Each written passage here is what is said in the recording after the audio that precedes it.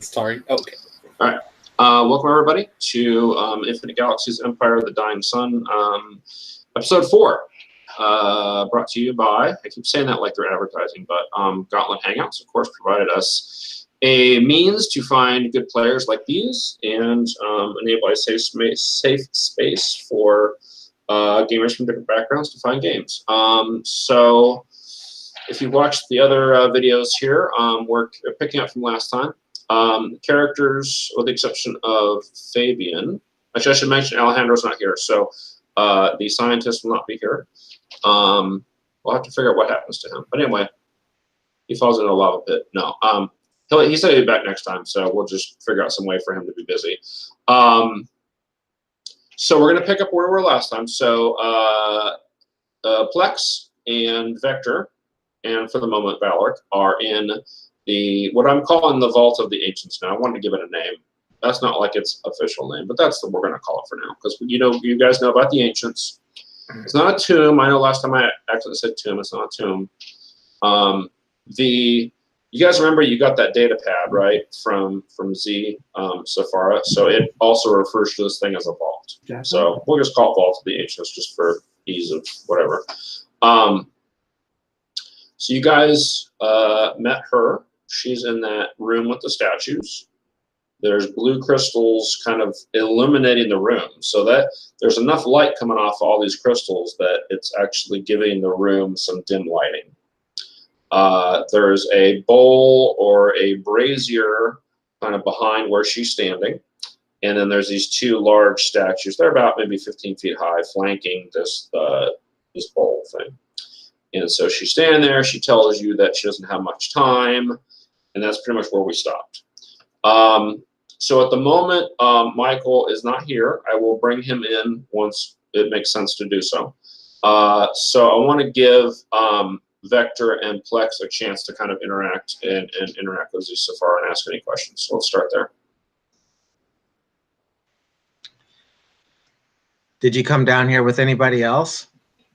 No, she couldn't. Yeah, she says she couldn't trust anybody else with this information. How many times I've told you not to wander alone? Always bring someone with you. Always. Well, she, most of her friends and associates may be compromised, so she's not really comfortable doing that. So she's a lot different than how I remember her. I think you alluded to that last time. Yeah, so physically, on your cross this off. Physically, yes. Physically, looks different. But she's headstrong, which she probably was before. I mean, personality-wise, she doesn't seem much different. Maybe the main difference would be that she seems a little more like a sense of urgency more than before. Like when she was just, the daughter of the emperor and hanging out in the imperial court, and she's got all these luxuries and stuff, not much of a sense of urgency. So that part has changed, and her appearance has changed a little bit too. She's more like action-y, right? Like she's got, so she looks like she's been through some stuff. So those are the main differences, but not essentially different. I mean, she's mostly the same person. So I'm kind of imagining it was a bit of an unrequited love between me and her, considering we were driven apart by, so she may not be exhibiting any emotions towards me, but I think she's happy to see you. It does seem like she is relieved to see you, but she doesn't like leap into your arms or anything now. Yeah, she's moved on in a way, or at least based on what she's trying to do right now. Yeah, and like I said, I mean, it's obvious that this may not be the time and place to do that, because she seems like she's, again, I don't have much time to, whatever, maybe later we can, so you kind of get the idea that maybe there's something, but she's just kind of a little frazzled because of stuff. Okay. I'll say that Valak is just wandering around, like, examining stuff, and he's got his little tricorder out, and he's just doing that. So that way we don't have to worry about what he's doing. So Like maybe a really, really big analyze move that's going to take the whole Yeah. session to do. Hours and hours, yeah. well, there is all these magnificent crystals in here, and he's Yeah. probably fascinated by how they're functioning. I should probably point out, so when you encountered these crystals before in last session, you felt kind of a resonance from them with your psychic ability, right? So standing in this place with all of these, there's got to be 24 of these things, and you can tell now they're the same size roughly that the broken ones that you have, but they're not broken. So you can see these things are about maybe 2 feet high, and they look like a teardrop. So they start off kind of rounded on the bottom, and they just kind of go up to a point. But there's like 24 of them in this room, and they're all glowing, and you just feel in your mind like they're kind of humming. But Plex doesn't. If you ask, he doesn't hear anything. Yeah. Well, I do remember Z's talking about some lizard people with crystal in their forehead. Yeah, so what happened upstairs, and we didn't talk about this last time, but we'll just recap real quick. So when she was upstairs, she got attacked by these reptilian lizard people, and they had gems embedded in their forehead. She doesn't know what they were. She doesn't know what they wanted. They didn't really communicate. They just kind of like, they were here, and she needed to get past them. So she tried to get past them, and they attacked her, and she fought them off. And they're gone, but they might return. She doesn't know. Were these ancients, or were they native people? No, she points to the statues. She says, those are the ancients. Ah, and they look different. They look like humans with slightly oval heads, but other than that, no, they don't look anything like. She's describing basically like a D&D lizard man kind of look. But there's nothing like, and they're normal. Like, they're the size of you guys. They're not this big, tall. Yeah, they're completely different. Right. Gorn. Yeah, right. Gorn with the gem. Yeah. So, anyway, so she says, we don't have much time. We need to find these artifacts and get the heck out of here, is what she says.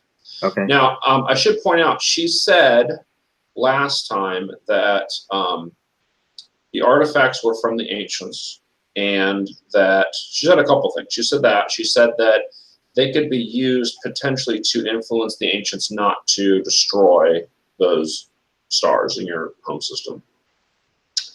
And she also said, I don't know if you guys caught this, but she's also alluded to there being multiple factions within the ancients, some of which don't want to destroy those stars. So perhaps there's the potential of having those sides work against each other, or she's not sure, but she threw all that out there. Okay. But in any event, she's got these artifacts that she wants to get. So I also recall there were 4 pedestals upstairs. Yes. And that's where I found one of the crystal gem things. Yeah. And if maybe all 4 of those things were filled in with crystals, something might happen. Well, if you say there's you kind of feel for resonance, you might need 4 of them unbroken, and you might need to apply some brain thingy to it. Yeah. Yeah, I mean, she tells you that those gems upstairs, she thinks got damaged in the fight with the lizard people. So you could certainly take some of the ones from here back upstairs. That's certainly possible. Does she know, Safara, do you know what these things do? Were they operating this thing, or? You notice that she has one in her possession as well, and she says, and it's broken. You can see that it's also cracked and stuff, and she says that she had to use it to open the door, like pretty much what you did earlier. Okay. So apparently, before you guys got here, there was at least one more upstairs that is now in her possession. But none of the ones upstairs are intact. Any idea, based on ancient lore, or I don't know, hieroglyphics on the walls on what any of the crystals are doing with those pedestals? Like, is it open a gate? Does it communicate? Well, all the ones in here, so all the pedestals in here have crystal on them, and it's not doing anything. So other than humming at you. There's no additional, like, as far as she can tell that. Now, obviously, before you got here, she was looking around. So she says she just doesn't see any effect if you ask her, other than she has the same humming in her head that you do. But other than that, she's not sure. But you guys can feel free to do your own investigation, obviously. Yeah, I'll activate the artifact finding routine protocol. All right. I am basically running analyze. So are these pedestals Okay. maybe just sconces for a light source? Yeah, they're mounted on the walls and stuff. There's some on this platform that you guys are standing on. There's maybe, I don't know, 8, and then the rest are along the walls, like just mounted on the walls. So they're in different places. Okay. Yeah. So maybe I'm reading too much into it. Okay. I mean, I don't know. So I'm getting visual data about one the place, trying to analyze it, and I remember, hey, I'm a freaking combat robot, so I rolled 3. All right. Okay. Interesting. All right. So. Okay. Okay. So you guys are standing there, talking to her, and Plex is kind of wandering around. Valor's also wandering around, looking at stuff, and he's not really saying much. And your communicators kind of garble, blah, blah, blah, something. It sounds like Fabian. Oh, he But must it's you like as you remember from last time, you can't get much of a signal down here. Yeah. Okay, that might be important. I'll run upstairs to see what's happening. Okay. So, are you staying down here, Vector? Yeah, I'll stay wherever Valeric is.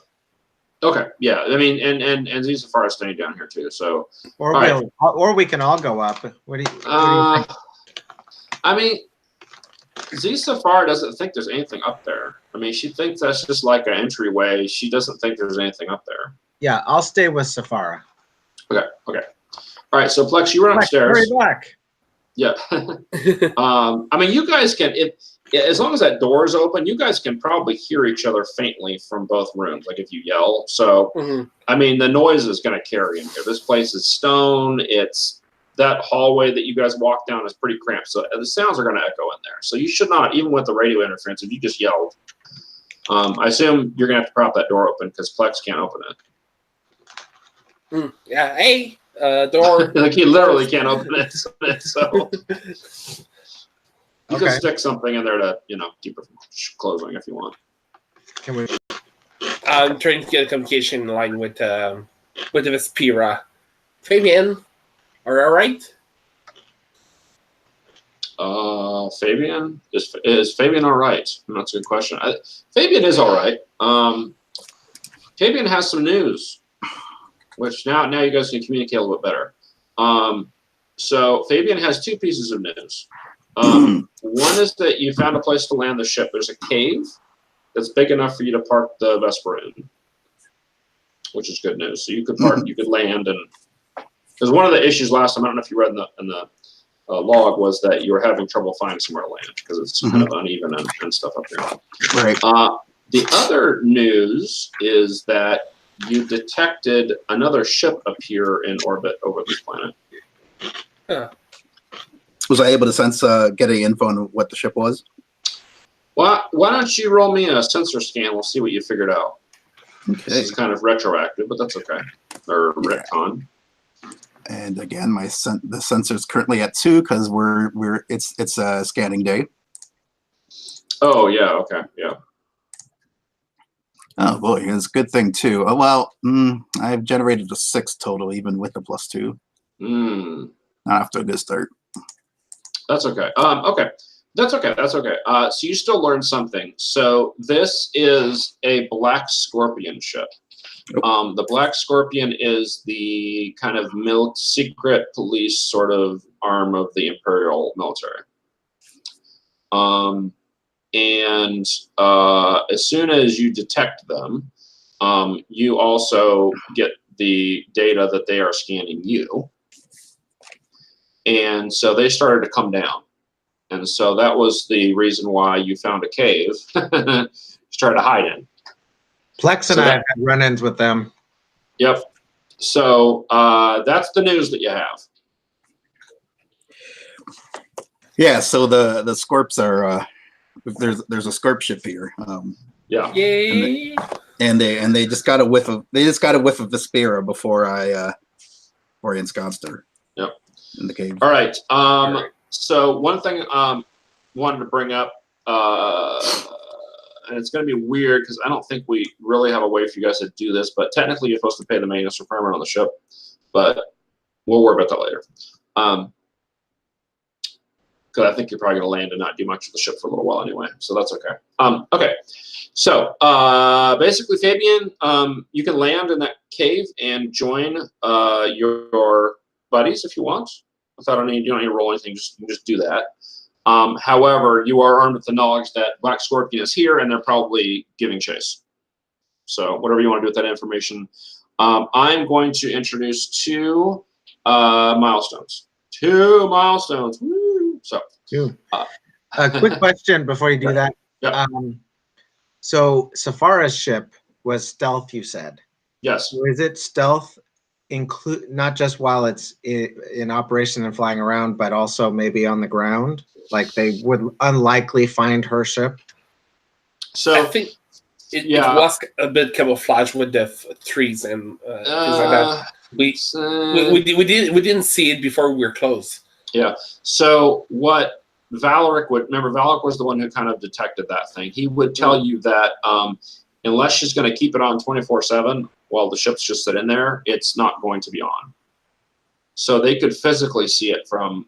I mean, if nothing else, they can physically see it. Like all it does is protect from like sensor scans, right? So if they're flying around and they saw it, they'd see it. Like it's not concealed that way. It's not like a Klingon thing where it kind of goes away and you can't see it. Like it basically protects you from long range scans and stuff like that. So the short answer is they probably can detect it, especially since it's parked. Another question: Can we remote operate, say the Vespera? So. In 3 levels. You can probably do some things with it. It'd be better if Valeric was here to concoct some sort of device to let you do that. But I'll say you can do stuff like arm the security system, turn it off. I don't know what else you'd be able to do remotely with it. Okay. What would you want to do? Let's approach it from that point of view. Well, I mean, I don't want to speak, but I'm just you probably can't fly it and stuff like that's probably too complicated to do. What I was thinking is dropping off Fabian and then maybe sending it back into a near orbit or something, or maybe around one of the other planets to get it out of the way so it's not detected. So I think you could probably send it like on autopilot to a specific coordinate and have it land or whatever. You could probably do that. But if it encounters any trouble, it's just going to encounter trouble. Like you won't have a way to deal with that. So you can ask Fabian if Fabian wants to do that. But yeah. Okay. But anyway, so you guys are communicating. So go ahead and milestones. Yeah. So let me do that real quick. Milestone number 4. Yeah, you get number 4 and number 5. So the first one is to evade the Black Scorpion, right? So those are the bad guys. Or not the bad, well, I guess you guys will see them as the bad guys. And the other one is to retrieve the ancient artifacts. So you have 2 different milestones. Introducing milestone means you guys get to pick new drives if you want. So now would be the time if you want to change the drives that you have. So while you guys are thinking about that, what's Fabian doing other than, like, what are you going to do with your ship? Well, figuring out my advance for the ship because I never advanced it. Oh, okay. And myself, but apart from that, yeah. So, was I able to get a sense of whether the Black Scorpion was able to see where I hit the ship? You feel like if you hide it in in the cave that I mentioned, they will have a hard time finding your ship. Okay, once you emerge from the cave, that's a different story. But if you hide it physically in a cave, they'll have to see it. Like you get the idea that their sensors are not going to be able to penetrate that mountain. Okay, well that's good. Or they might see like an object, but they won't know what it is. Like remember when you guys did your sensor scan? Now your sensors, because you have a science ship, your sensors are way better than probably what they have. Sure. Like that's not a science ship, right? So their sensors are more for like combat and whatever. So their sensors are like, there's a thing inside that mountain. But remember, these mountains have structures in them anyway. So they make you see there's a thing inside another thing. I don't know. I mean, maybe that's the ship, but maybe it's not. So you feel like you're fairly safe parking in the cave, but probably not for a long period of time. I mean, eventually they probably find it. So their sensor only care about if there's a target there or not what is inside the target. Essentially, right. Maybe would I be able to examine the topography scans we have so far to see maybe what my range of safe movement would be, where my ship could still be reliably disguised by the terrain? Is that a thing I could do? Let's think about what that would be. Yeah, I mean, that's certainly a thing you could do. Well, you could do another sensor scan if you want of the terrain, or since you're in a new place, I'd also understand might make sense here because I could tell you stuff about the mountains. Analyze some of the questions that are analyzed might also answer your question. So I don't know. You have a couple options here. Oh yeah, let me just get to the basic moves again. Yeah, I think analyze might. Cause I think there's some questions that are definitely related to what you're asking. So. All right. Well, then I will roll plus wisdom. And All my right, wisdom is that's not my. Okay, that's fine. Well, we'll see what happens. Whoops. All right, and rolling, and I've generated a 7 total. Okay, well, at least someone succeeded on something. Okay, so, all right, so that allowed you to ask one question off the list under Analyze. I guess what here is useful or valuable to me? Okay, so in the context of what you're asking about, I'll kind of look at it from that point of view. So you notice that, so we'll say that you're looking at this cave that you found, and you notice that that cave actually leads to a tunnel system that you think your ship could at least go through part of. So it'll get you somewhere. You don't know where it goes. It goes further into the mountains somewhere, but you could hide further in if you wanted to, or at least you don't know where it's going to go. You could find out, I guess, if you wanted to fly through it. Mm-hmm. Would that take me further away from, I guess, whatever underground structure everyone else is in? Yes. Okay. Then. But if push came to shove, and you guys were like trying to get away from these guys, like say later on, you might be able to use that as a potential escape route. Right. That's. Yeah. I think I might. I think that sounds like a good plan to keep that in my pocket. Yeah. But I still need to. Now I still need to make it to the rest of my crew. Yeah, this cave isn't super far away, and I believe it's nighttime now, so you would have cover of darkness to get to where they are. So that, as long as you don't run into any, creatures, obviously. Right. And unfortunately, you probably don't know a whole lot about what they've run into so far, because Right. So you guys can chat about that if you want, but let's take a minute for you guys to pick out your drives if you want to make any changes there. Okay. And let me know what you've decided on. I've picked mine. Okay, what do you have? Give critical advice to help an ally succeed. Yeah. And see a rational plan through to its successful end. Cool. Okay. What about Plex? I'm going to protect someone from danger and impress my allies with a show of force. Cool. Okay. So now we just need Michael to pick his, and then we should be good. Yeah, I think I'll stick to the ones I already have. Pilot my ship through dangerous territory and modify a vessel to improve its performance. Okay. All right, cool. So, yeah. Or so I could maybe actually, you know what? Maybe I'm going to see if I can impress someone with my fine piloting skills. Cool. Haven't done it yet, but you never know. First time for everything. All right. Okay.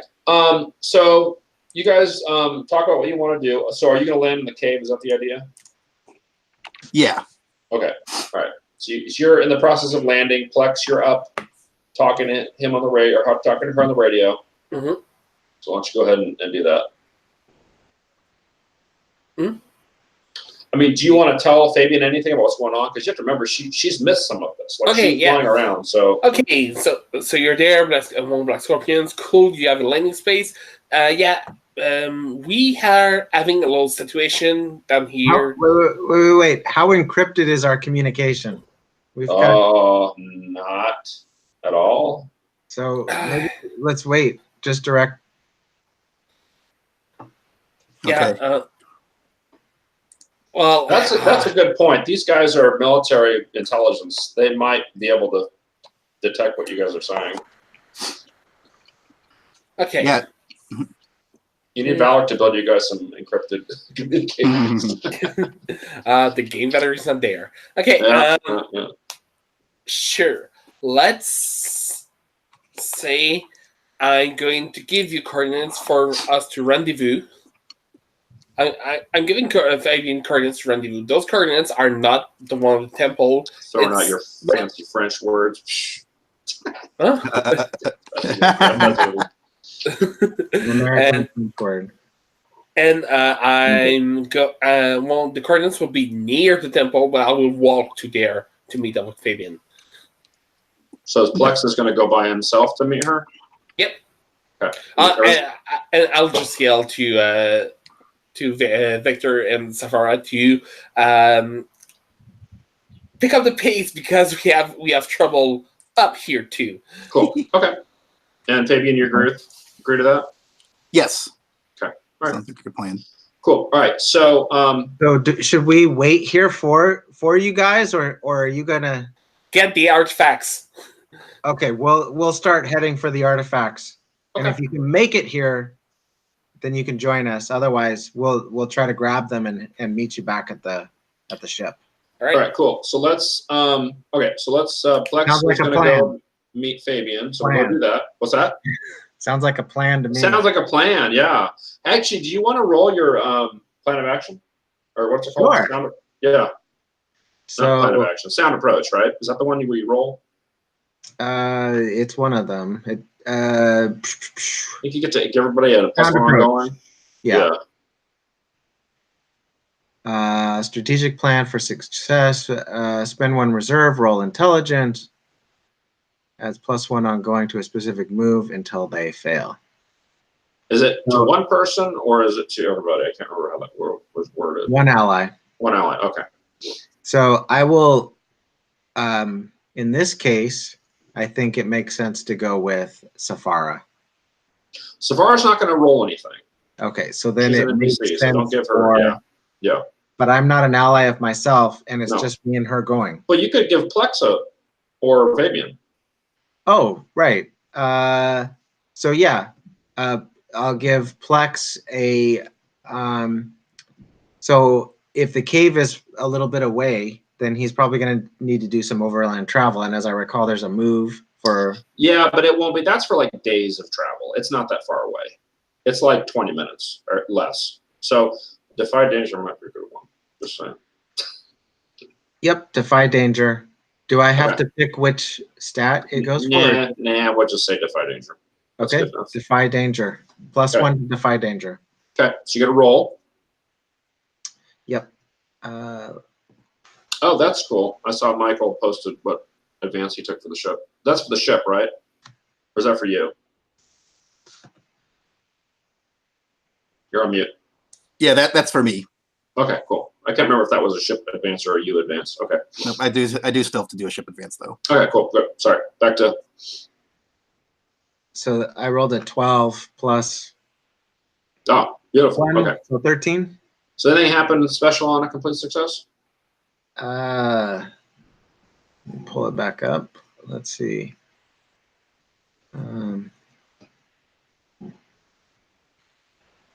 Complete success. The bonus lasts for the rest of the scene.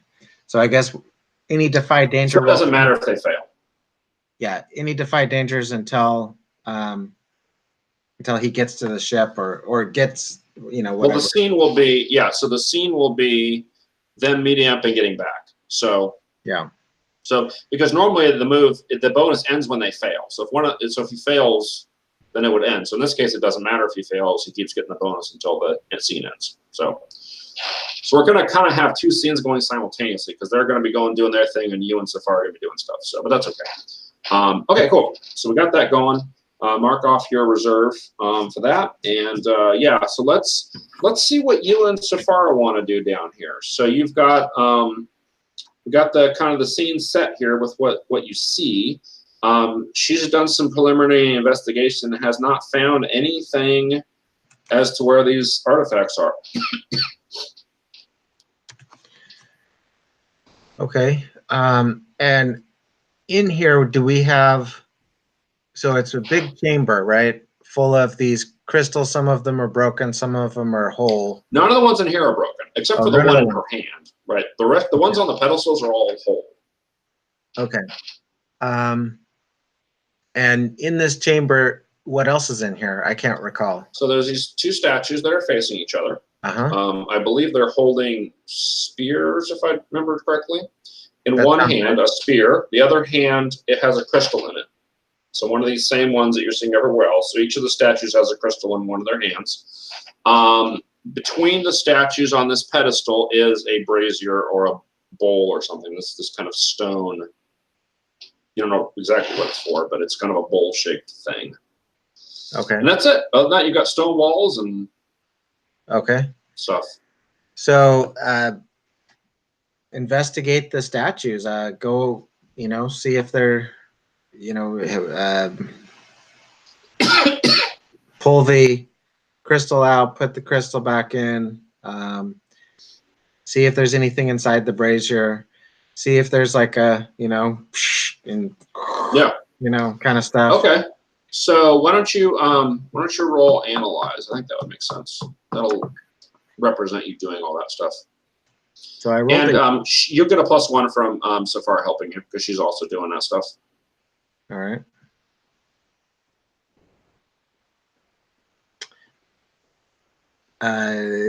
Analyzes intelligence, I would imagine. It's wisdom. Wisdom. Okay, so I got a 10. Beautiful. All right, so it allows you to ask 3 questions off the list.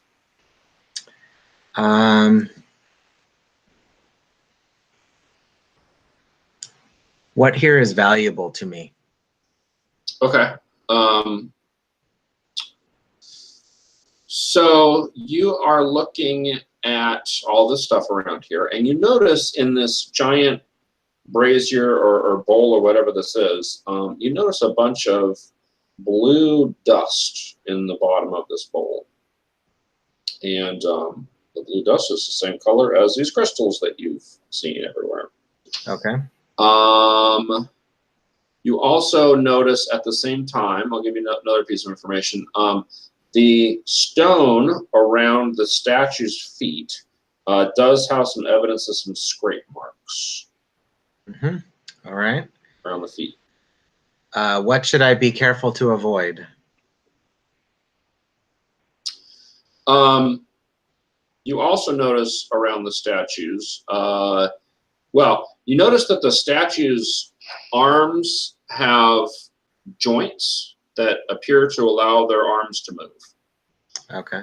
And that's both arms. So the arm with the spear and the arm with the open hand can both, as far as you can tell, can both move.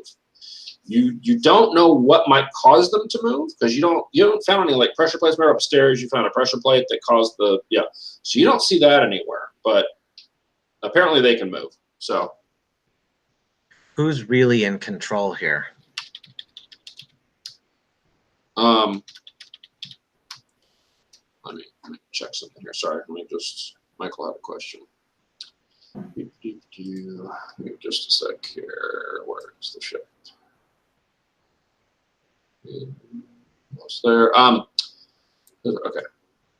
Let's see what the advances are for the ship. Oh yeah, you can do that, Mike. That's fine. Good choice. All right. So Safar tells you that there is a presence here that is not one of you guys. That there's some other presence that's here, and she is hearing faint whispers in her mind from it. It's communicating through the crystals. Okay. Have I sensed any of that as well? No, you haven't. Okay. Which is weird, but maybe her silence was stronger than yours. You don't know, but yeah, she's telling you that. She's like, hey, there's something else in here with us. It's kind of a dispirited. If you wanted her to try her astral travel again, she probably could, but it takes her a while to do that, and she's a little concerned about it. Yeah, no, that's fine. But she thinks maybe you could communicate with it if you tried hard enough. Sure. Okay. I think in the meantime, we'll both take a crystal and set them in the brazier. And the brazier, you said, is what, at their feet, or is it? Yeah, it's kind of between them. So like it's between them, but towards the back of the platform. So like if you imagine the front of the platform being where you guys kind of came in, so it's on the opposite side of that. This platform's pretty big. So there's statues, like I said, about 15 feet tall. They're about, I don't know, 5 feet wide, maybe 4 feet wide. And then you've got this brazier or whatever this is on the far side of the platform. So the front area where you guys are probably standing or were standing is empty. There's nothing there. So. Okay. So it's just one brazier then. It would, for some reason, I was picturing two. Okay. Yeah, it's between them, right? So it's. I understand. Yeah. So you put crystals in there? Yeah. Okay. Nothing happens. A whole crystal in there. Nothing happens. Nothing happens.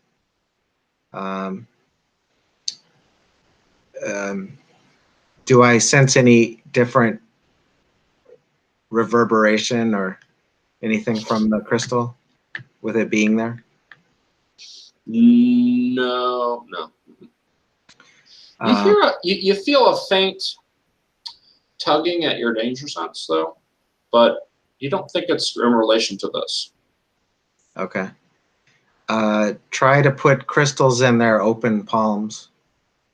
Well, there's already crystals. Are you going to take them out and put them back? Because there's already crystals in there. Oh, there's already crystals in there. Yeah. You could try to remove them. Actually, here's a question. What crystal did you put in the brazier? One of the ones that is in the room. Just a random off of a sconce or something? Okay. Yeah, okay. And you said both of the statues have the groove marks, or just one? Yes, they're identical as far as you can tell. Okay. They're just facing each other, so, you know. So I guess search around the room for some sort of activation button or lever, or, you know, continue to. So we've searched the statues, we searched around the brazier. Yep. Maybe search the walls, around. Let me just real quick remind you of what you found, because I think maybe you're missing something here. So in the brazier or this bowl, you found dust. Okay. That's the same color as these crystals. Yep. Okay. Just want to make sure you. So what I'm assuming here is that maybe the spears break the crystal, but heck, maybe it's as simple as me breaking it. You don't think, unless they move dramatically, you don't think the statue's going to reach the brazier or the bowl? Okay. Like if they came all the way down, they wouldn't hit it. I see. Unless they turned and then maybe, but they'd have to turn and swing. Maybe they could hit it. Okay. So these things broke when we opened the door. So yeah, you focused your psionic energy on it and it opened the door, but it broke the crystal. So I will focus my psionic energy on the crystal. In the bowl? Yeah, in the bowl. Okay. All right, roll Defy Danger using your wisdom. We'll see if you're able to do this. Do you want Z Safar to help you by also concentrating, or do you want to do this by yourself? Yes. Okay. All right, she'll give you +1.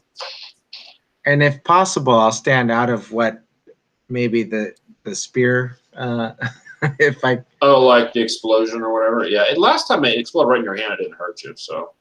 Okay, but I'm worried that the statues are going to spin in and then, you know. Oh well. So you want to stand like. Where do you want to stand? Because they could theoretically reach. On the opposite side. So if they spin in, and so if the brazier's here and the two statues are here, and they're going to spin in, maybe stand on this side of it rather than the side like that behind whichever one of the side. statues? Like behind one of them? Behind the brazier, if that's possible. Yeah. In a position around the brazier where I don't think that they're going to potentially. Yeah, it's hard to say. You don't know if they move, how they move. Yeah. Okay, that's fine. Yeah, you can do that. Okay. Or at least get a bonus to it, I guess, or whatever. Well, yeah, you're getting a bonus from her because she's helping you. Okay, and you said wisdom? Wisdom, yeah. See if I can continue with the lucky rolls. Yeah. 10. Okay. So that's an 11. Okay, cool. All right. So you are all right. So the thing explodes, the crystal explodes in a shower of little crystal shards. And you notice that the statues start to move very slowly. There's grinding, kind of stone on stone here. And they are turning both towards to face the back wall. So they're sort of facing you. Okay. Because that's kind of where you were, right? So they're slowly doing it. That's slowly, and their arms aren't moving at all. They're just okay. turning. Yeah, Safari kind of gets away from this because she doesn't know what's going on. And they stop, and then you hear this grinding from behind you. And behind you, I'm assuming you turn, you see there's kind of an opening in the wall, kind of this door or whatever is kind of rising up. Okay. That's what you see. Turn on my light and flash it in the room as it's coming up. Yeah, it looks like a hallway. You don't see much. It's just a hallway. Kind of dusty. Yeah. All right. Well, Safara. That's better than she's done, so she's happy with this. All right. So you guys continue on. All right, we're gonna switch back to. I assume you're gonna go in the hallway. Yeah, we'll head down the hallway. Okay. All right. I'm gonna switch back to the two. All right. So Plex and Fabian. So Fabian, you figure it's about a 20-minute walk or ish across rocky terrain to get to where they are. Mm-hmm. What are you doing? Are you doing anything to prepare for your little walk? Are you taking any supplies with you? What are you doing? Yeah, let's look at the old. Well, I guess I'll just suppose I'll just take my utility belt with me. Okay. And of course my laser pistol, and let's see. I don't suppose. Yeah, presuming that Flaric didn't leave any like spare tech behind. I think that will be pretty much what I bring. Yeah, that should be the only fine. thing he did was he souped up the sensors to allow it to do a better scan of the whole planet, which you guys may or may not have time to do now. But that's about all he did. So that's fine. Okay. Yeah, I'll go ahead and I think that would be just buckle up the utility belt and head over. Cool. All right, so you're heading on over there, and then Plex, you're doing the same thing. So you're kind of heading in the direction of the meetup spot that you determined that you were going to use. What kind of a place are you trying to meet in? Like, describe, Plex, where you're sending Fabian. I think I just picked a coordinate that I thought was far enough away that both of us will not be like if we're spotted, it will not link either to the ship or the vault. Okay. I didn't look for a geographical thing. I just did calculation in my head. Okay, it's far enough. I subtract this number from the coordinates. That's it. So I think what I'm going to do here is I'm going to have you roll with your intelligence to see how good of a spot you picked out. And that's going to affect how easy it is for you guys to meet up. So why don't you roll? I'm going to give you the bonus from Vector's plan of action. This is kind of Defy Danger, so I'm going to go ahead and give it to you. Okay, so it's a plain roll. And it's an 11. Beautiful. All right. So you ended up picking a very good spot. There's a lot. This spot happens to have a lot of trees overhead, which is good if their ship's looking for you. And it's a fairly, as far as you can tell, a pretty easy approach from where Fabian's coming. So that's good. So good. So what that will do is that will give Fabian a +1 to any moves related to getting to that spot, since it's a better, easier spot. Plex, however, when you start heading out, so you've left the vault and you've left the plaza area, so you're heading into an area you're not super familiar with, other than by like scan data and stuff like that. Like you've physically been over there. You're heading further away from. Yeah, you're heading further away from the way you guys came up here, right? So you're perfect. You hear some kind of hissing noise or something from nearby. Oh. Okay. So I was, I think, jogging to the spot to meet Fabian. Hear that noise. Stop. Do a robotic sigh. Okay. Turn around and say, "Hey, lizard peoples!" All right. You see his eyes kind of poke up from behind some of the ruins.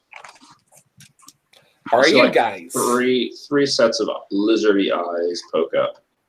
You see their little. It's hard to see it, but there's moonlight, so you can see the tops of their heads, and you see this little crystal or gem or whatever embedded in all their heads. What do you want to do with these guys? They're kind of looking at you. They haven't done anything yet. Yeah, I'm just raising my hands like this. Hey, can we talk? Can we not shoot at each other?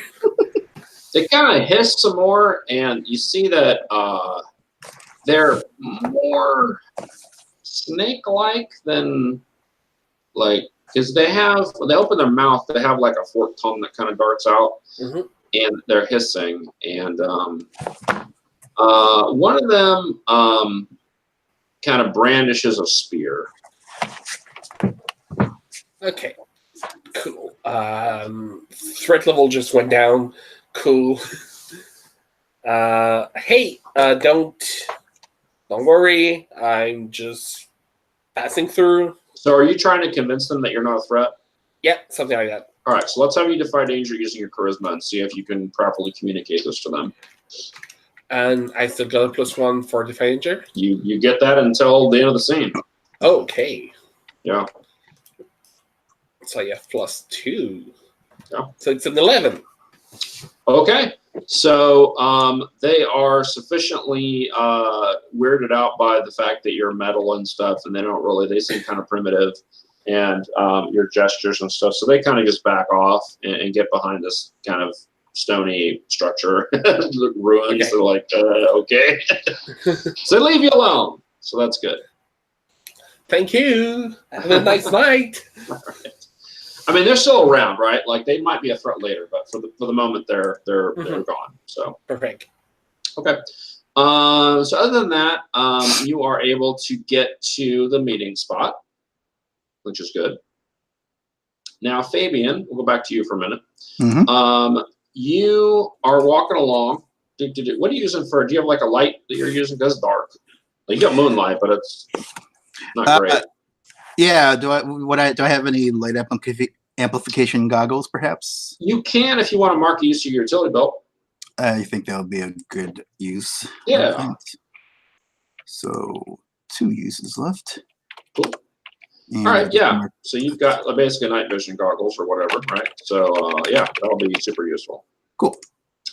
As you are approaching, so you can you move to within visual range of this spot where you guys are supposed to meet, and you hear this familiar sound. Has become all too familiar. The screeching noise from overhead.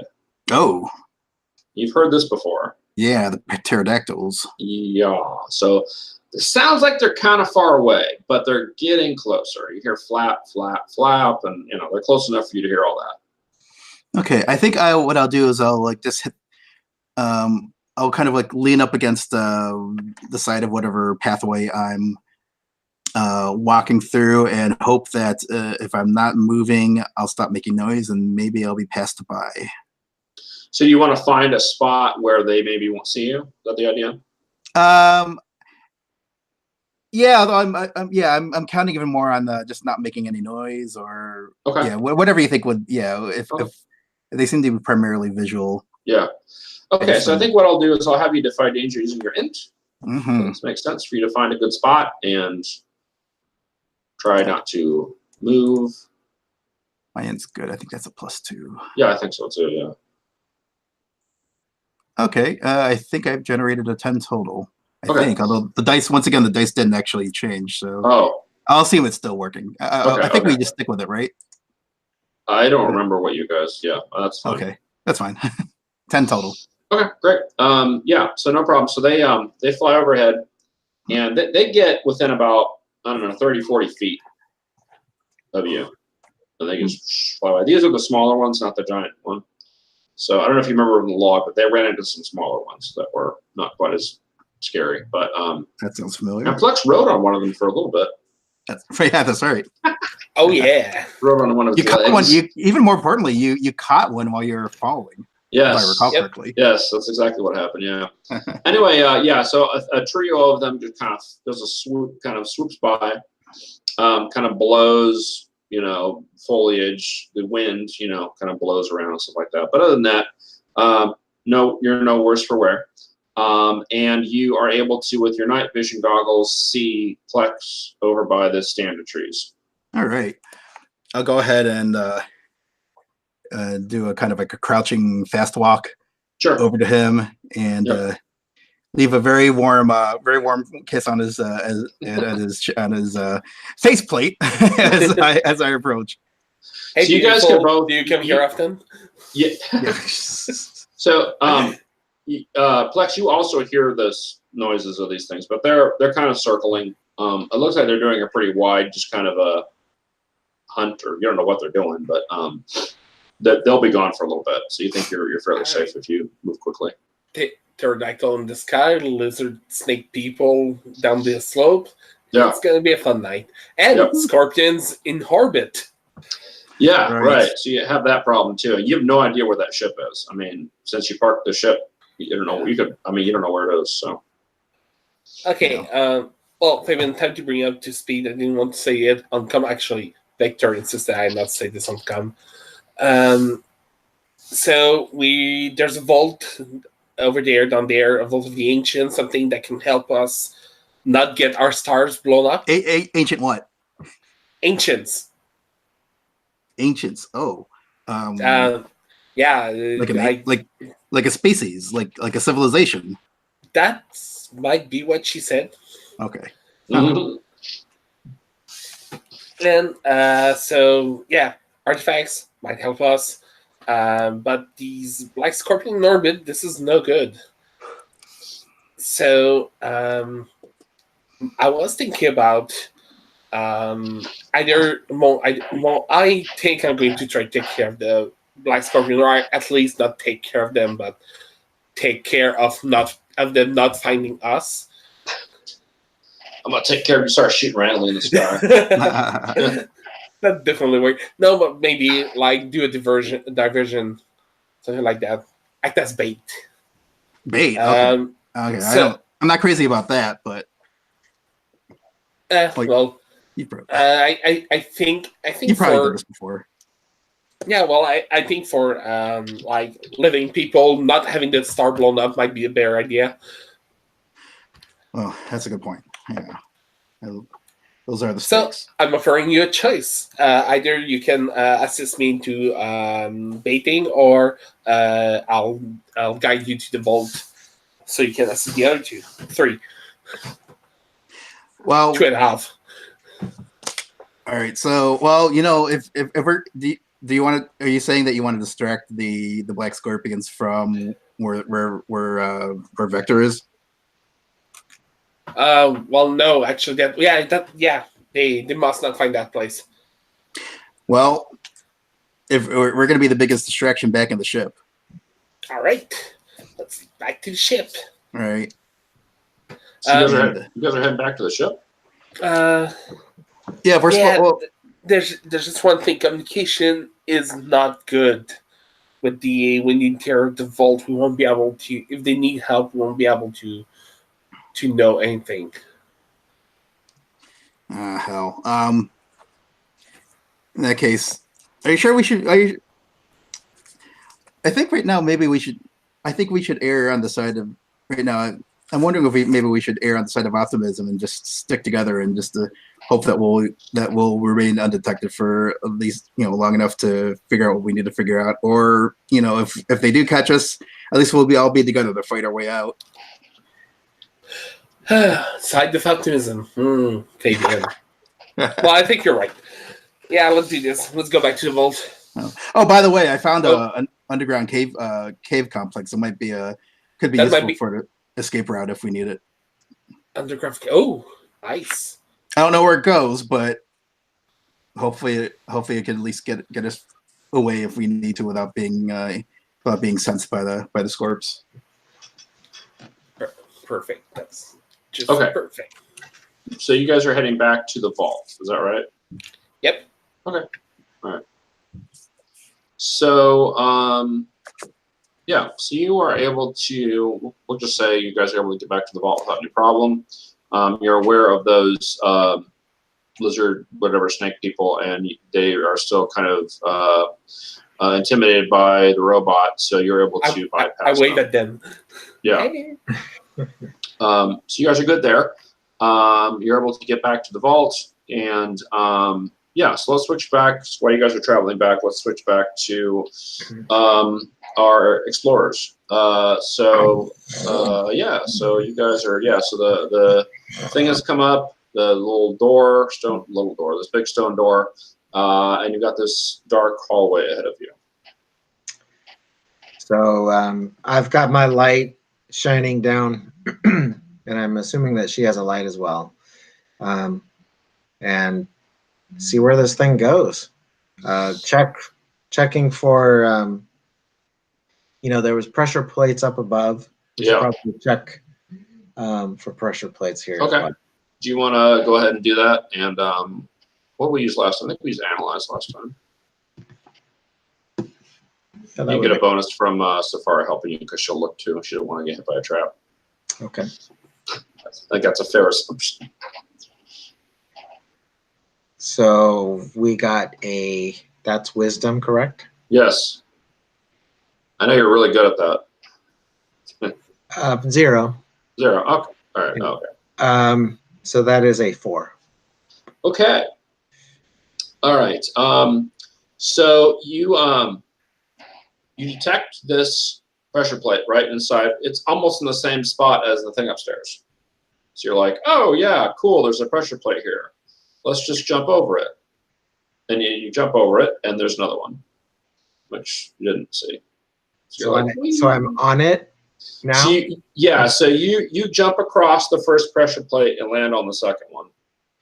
So does it trigger when I get off of it or when I get no, it does something right now. Okay. So these big like kind of wheels that are made out of stone kind of come across and try to cut you in half. Oh, that sounds like fun. I think I dodged that. Yeah. So yeah, why don't we have you dodge that? So I say hit the deck and then they'll go above us, right? Is that how I understand? No. Or are they coming? You're gonna have to kind of jump. So these things come down like they go all the way down. Okay, so they're coming. So you're gonna have to like jump over them. You think you're gonna have to like time it. Like when they get low enough, you can jump over them. Good thing I'm acrobatic. Otherwise, you're gonna get smashed. Yeah. I leap over them. Acrobatic. Yeah. So why don't we have you defy danger using your dex? So that is a 10. Okay. All right. Cool. So you are able to do that. While you're doing that, Safara. I'm getting that. I'm getting to that. So while you're doing that, she instinctively jumps away, right? She jumps back onto the first pressure plate. And the spot where she was in, the floor just like drops away. And so she falls into a pit or something. So do these blades like come back and reset? Yeah, they're actually not blades. They're actually like stone discs. So they just come down and try to just smash you. They're like discs. Like or are they sort of like a wheel? They go away. Yeah, they go away. So you're on the other side, right? So you're on. So the reason I'm asking is while it's sort of resetting, I may be able to slip back without activating them again. You can try, yeah. Okay, so yeah, I'll slip back and I believe I pulled out a rope with my utility belt. Can I use that again? You sure can. Okay. So I will throw a rope down to Safara if she's conscious. Yeah, so in order to do this, you're going to have to, because the pressure plates are right next to each other, right? So you're going to have to actually quickly get on this first pressure plate in order to reach her, because basically the pit is where the first pressure plate, the whole thing just drops away, and then she just fell into this pit, right? So you're going to have to stand on that second pressure plate in order to get to her. So you're going to have to figure out. You don't know how long it takes for all this stuff to reset. It could hit you again. Okay, so was it just a portion of this passage, or was it the whole? Like it was just the section where the pressure plate was. Yeah. So could I go on the side of it then? No, it's the width of the passage, right? Like it just the passage. Yeah, it just two of them come in and just go and try to crush you. Yeah. Right. And what about the pit? Is the pit is also the width of the passage? Yep. And how deep is that pit? You're not sure. When you're making this decision, you can't really see much of the pit. You're on the far side of it. So you're looking at it and there's just a hole in the ground. Like you have no idea. Can I gauge quickly, like if I could jump it? I mean, you can, yes, you could jump it, yeah. So it's not like 20 feet or something. You can jump it, but again, you'll be risking running across that second pressure plate in order to jump it, though. Okay. So, yeah, I will, how about this? I can throw the rope over the pressure plate down into the hole, yeah? You could do that. Yeah, you could do that, yeah. Okay, so I will do that. Okay. And Safara, are you okay? Yes, I think I may have sprained something, but other than that, I think I'll be all right. So yeah, she's able to climb out. Here's the rope. And is this thing sort of resetting still, or? It's resetting, and the only thing you're worried about is the tension on this rope of her climbing it may be enough to set off this pressure plate, because if you can imagine, the rope is going right across this pressure plate. At least part of it is. Yeah. Assuming you're holding on to part of it, right? Yeah. So it could be, you're not 100% sure. You think it could be hitting it, but you think it'd be all right. So if I prematurely stepped on it and pulled my foot back to set it and have it come down. Yeah. And then just to reset the timer on it. Mm-hmm, mm-hmm. That might work, yeah. Okay. You want to do that? Yeah. Okay, all right.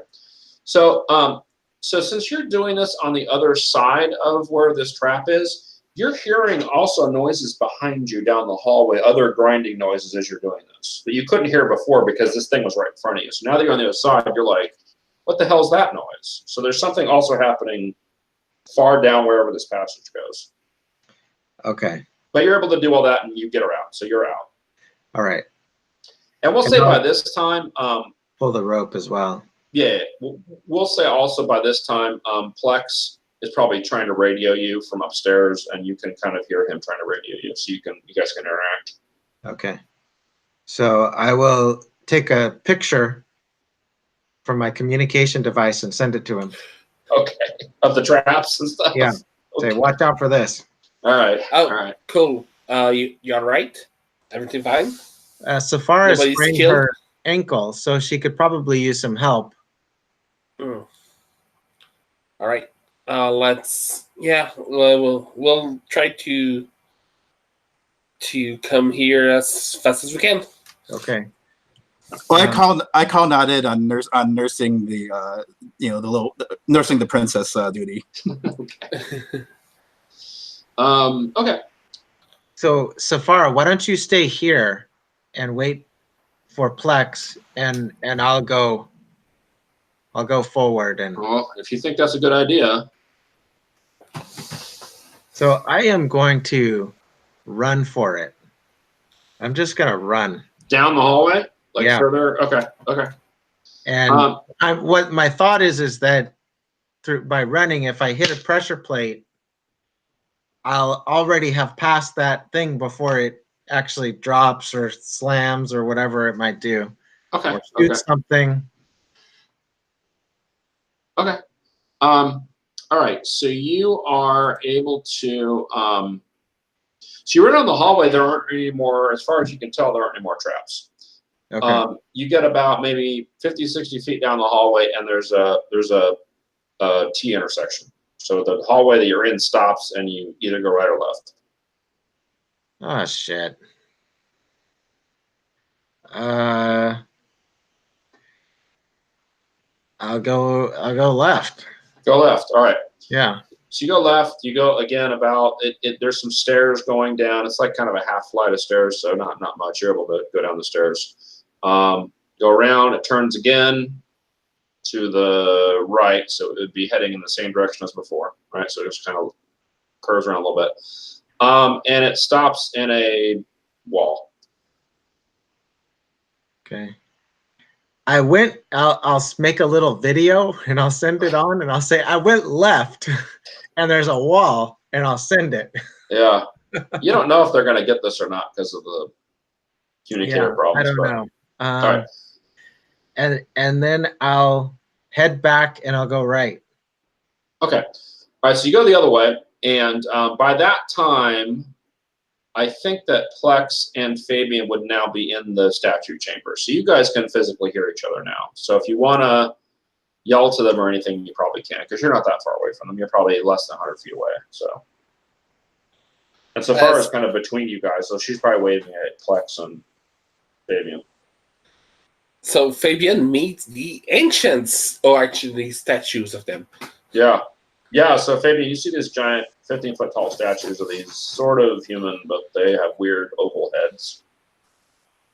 Gosh, I wish the statues are higher scale than the real thing. Oh, by the way, Valeric is still wandering around taking readings and stuff, not helping with anything. These crystals are fascinating. He's totally just, yeah. All right, so molecular component. You haven't seen any of this stuff yet. All right. Well, so hey, that door is new. It wasn't there. Yeah, left earlier. Yeah. I will assume that's where they go, and I'll try to find the princess. Well, she's right there. I mean, she's literally like in the doorway. Oh. Yeah. Oh, okay. Oh, I thought. So hey, what happened? She points at this pit behind her, says, watch out for that. And oh, by the way, that. And she points at the pressure plate on the other side of the pit. And you might, down the hallway, you see some light maybe dancing around. Or just barely a little bit on the left side. So my question was for Fabian. So Fabian, this is the first time you've encountered any of this stuff down here. What's your reaction to this? You're muted, by the way, if you're trying to talk.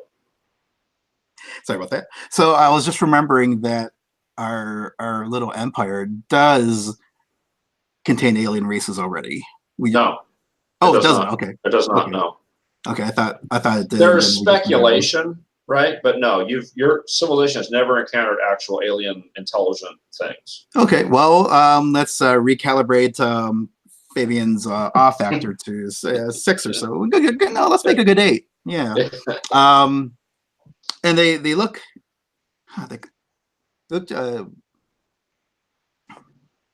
They look kind of like. Do they have like kind of like gray heads? Did I hear that correctly from your? Yeah, that's probably fair. Yeah, except that they have humanoid bodies, so they're not squat like right. They're like super tall. Yeah. Okay. All right. So these are what? So these things have been tampering with the star system. Yeah, so Safara, who actually I don't think you would have met yet, although your character may have met her in the past, I don't know, but that's right. She tells I assume we had. Yeah, she tells you that her research indicates that these are the ancients, and they are responsible for what's going on with our star systems, and she's trying to put an end to it, which is why she's here. Hey, while we're here, you said that everyone in your entourage was compromised. Potentially, yeah. By who? Who are you Well, afraid so- of? I mean, a lot of them are loyal to the emperor, who in turn may not want her to be here, right? Some of them were making it harder for her to get the information that she wanted to get. And a lot of them may be double agents or spies or whatever for the Black Scorpion, and she can't trust any of those people. So, and she's a bit headstrong, so going off by herself isn't completely out of character anyway. No, I was just curious about who she was afraid of. Oh, she doesn't have anybody specific. She just she mentions all that stuff as if it should be super obvious to you guys. Yeah. Okay. But being a former guard, right, Plex, that makes sense to you. I mean, there's probably a ton of snitches in there that would totally tell on her for doing stuff. Yeah. Okay, I see. The other thing I should bring up real quick, and I did mention this last time, but I don't know if anyone remembers, and of course Fabian wasn't even here. The way that this all started for her was that she encountered one of these ancients while she was astrally projecting. Yeah, I remember now. So that's where this all started. So if you want to ask her about that or have any additional whatever based on that, and of course she says that Vector went that way, pointing down the hallway. If you're curious as to where he went. I recognize the photo. Yeah. Okay. Fabian, do you want to stay here and go get Vector, or the other way around? Yeah, you go, Yeah, go get Vector. And I'll get Vector. I'll get him. Okay. Right. So Plex, you're going to stay here with the Empress. Yeah. Okay. Exactly. Okay. Cool. All right. So, Fabian, you're able to avoid the traps and everything because people point them out to you and everything. And one of the pit you just see, so you just how are you gonna get across the pit and not hit that second pit trap, that second pressure plate? Oh, wow. Do I have a kind of like a special adhesive You could kind of thing? You could. That would be in your utility belt. You can. That seems like a reasonable thing you could have in your utility belt. Does the pit reset also? The pit so far has not reset. That's only been a couple minutes. Maybe it takes longer. You don't know. Yeah, if I could do that and just do one of those Star Wars swing over the Death Star. I think what'll happen is we're going to have you do a Defy Danger, and you'll get a bonus from your equipment. You get Cool. +1.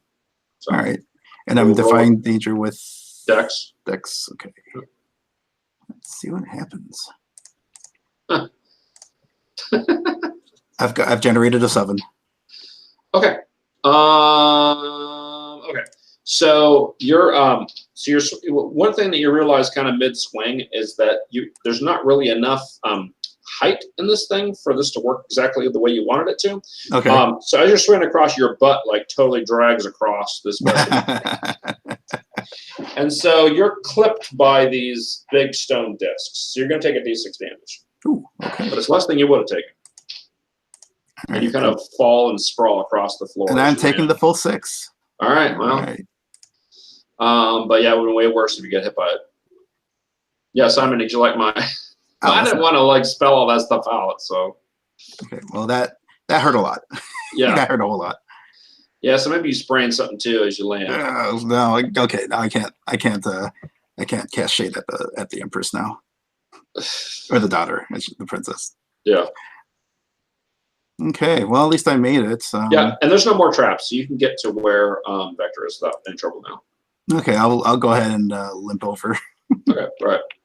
All right. So all right. Cool. So I'm gonna say that's the end of. Well, let's see. What happened? No, one hasn't seen yet. All right. Well, let's continue. So Vector and Fabian, you meet up at near that intersection, that T intersection. Okay. And the video that I shot probably now has connectivity, so it transfers over. Yeah, but I mean, but Fabian's with you, so you can just. Yeah. So it was a dead end that way. Let's check out this way over here. And now you didn't really explore much. I mean, you went around the corner and stopped. So do you want to go back and see if there's anything interesting there? Because maybe there's, I mean, you don't know. No? Okay. I go right. See what's there. All right. So you go back there. It looks essentially identical, like a mirror image of the other thing. So it goes down, it turns, there's little stairs, goes down. But this time there's not a wall. There's some kind of a chamber beyond. Okay. So when you turn a corner, you see that there's this big, room that has like a ton of these blue crystals on it. It's kind of like the statue room where it's lit by these blue crystals. There's so many of them. Got a bit of a freeze. Oh, you got a camera freeze? No. All right. And in the middle of this chamber is kind of a round, slightly raised like a dais. But it's only like maybe a foot or two off the ground. In the middle of that is a giant crystal. It is probably like 8 feet high. It's not like the rest of these crystals are cut, so they look like jewels, right? Like they've got all these facets and stuff. Like they look like they were crafted. This thing is like a raw chunk of crystal. Like it does not look at all crafted. It's just this raw. And when you see it, Vector, you're like stunned by just the psychic power coming off this thing. Okay. Like you're almost knocked down when you see this. And so this is where they're mining these crystals and creating. You don't think so? I mean, it's just a chamber. Like it's not a like it doesn't look like a mine. It's just there's just this giant crystal sitting on this dais. Oh, okay. In addition to the little ones all over the place, but they're not like it's a regular room. It's not like a. I guess check for pressure plates after Okay. reel myself back in. Yeah. Now, You Fabian, you're just seeing here. the thing and you're like, that's cool. Like, it's not affecting you at all because you don't have psionic stuff. Fabian, this looks interesting. I'm getting a lot of psychic energy coming from that crystal. You are you? Oh, well, okay. What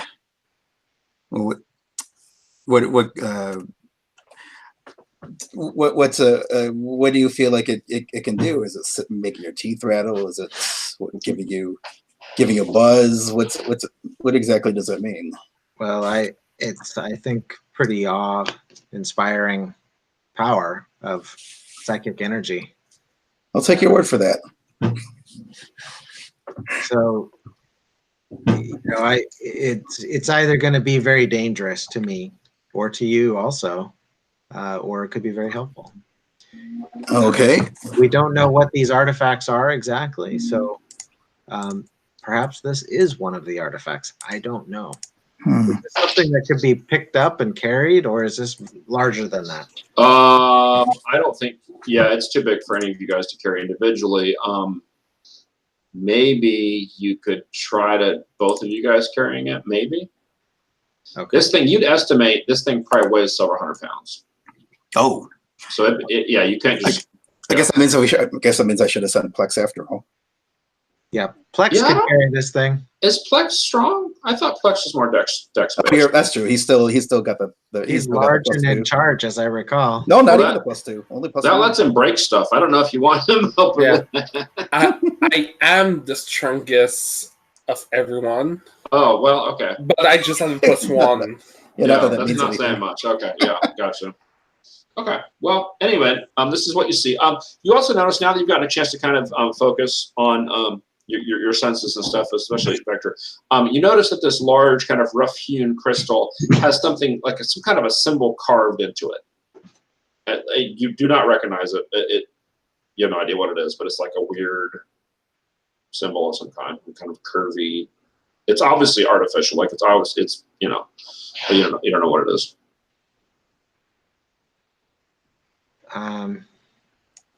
Did you get a picture of that?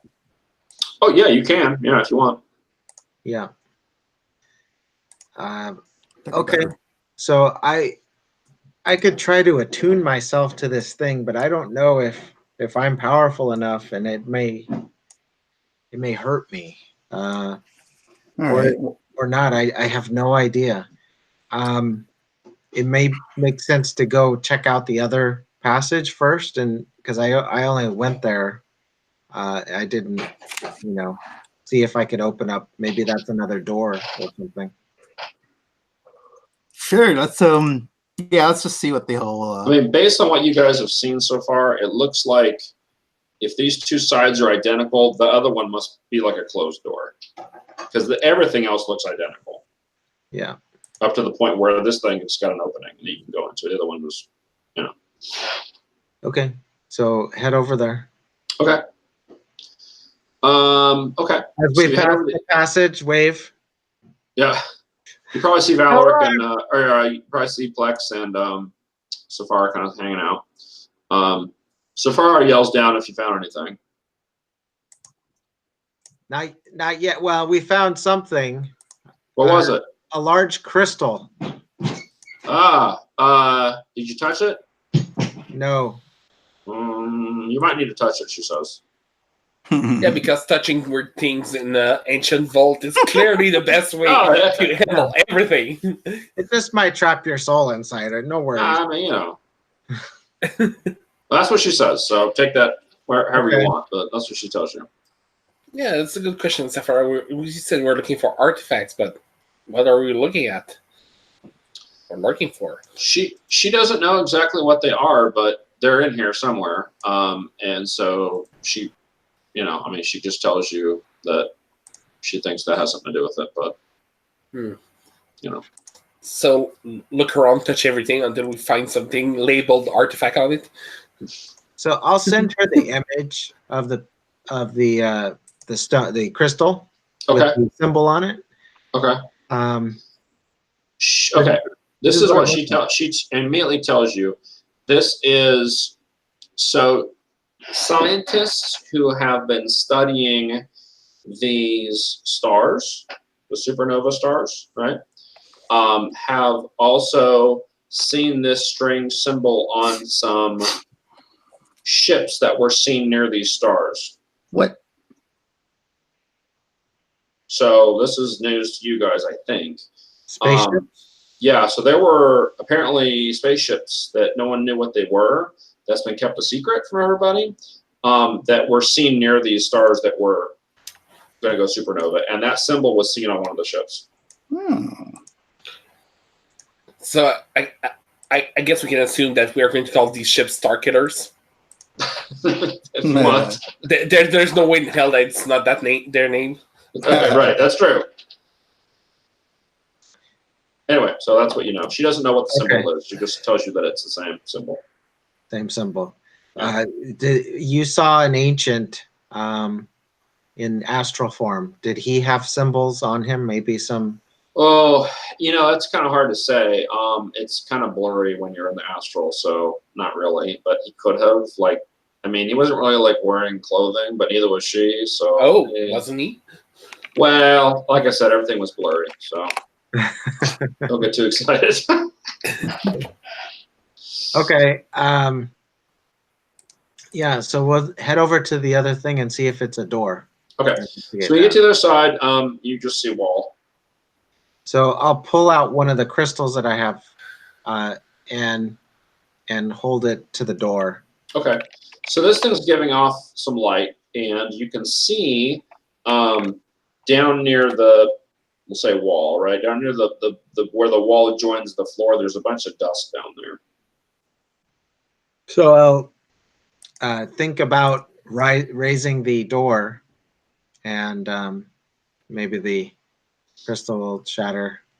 Nothing happens. Nothing happens. I'll set the crystal on the floor, right in front of the door. Okay. And think about opening the door. Yep, nothing happens. Look up. Look for any other indentations anywhere or anything?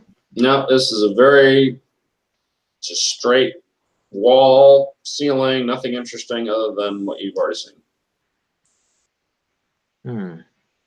So I will analyze this.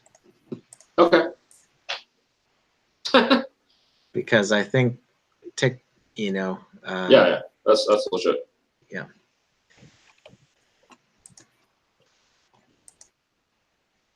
So I got an 8, and it's wisdom. Wisdom, yeah. So +0, so 8. Okay, so that gives you one question off the analyze list you can ask.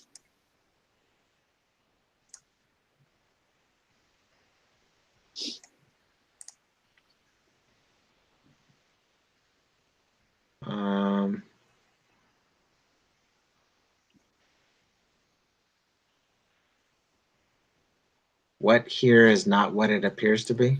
Okay, so you remember back when you were screwing around with those traps that you heard a grinding noise behind you when you activated the second pressure plate. Remember, you stepped on it, and I said, you hear a grinding noise behind you.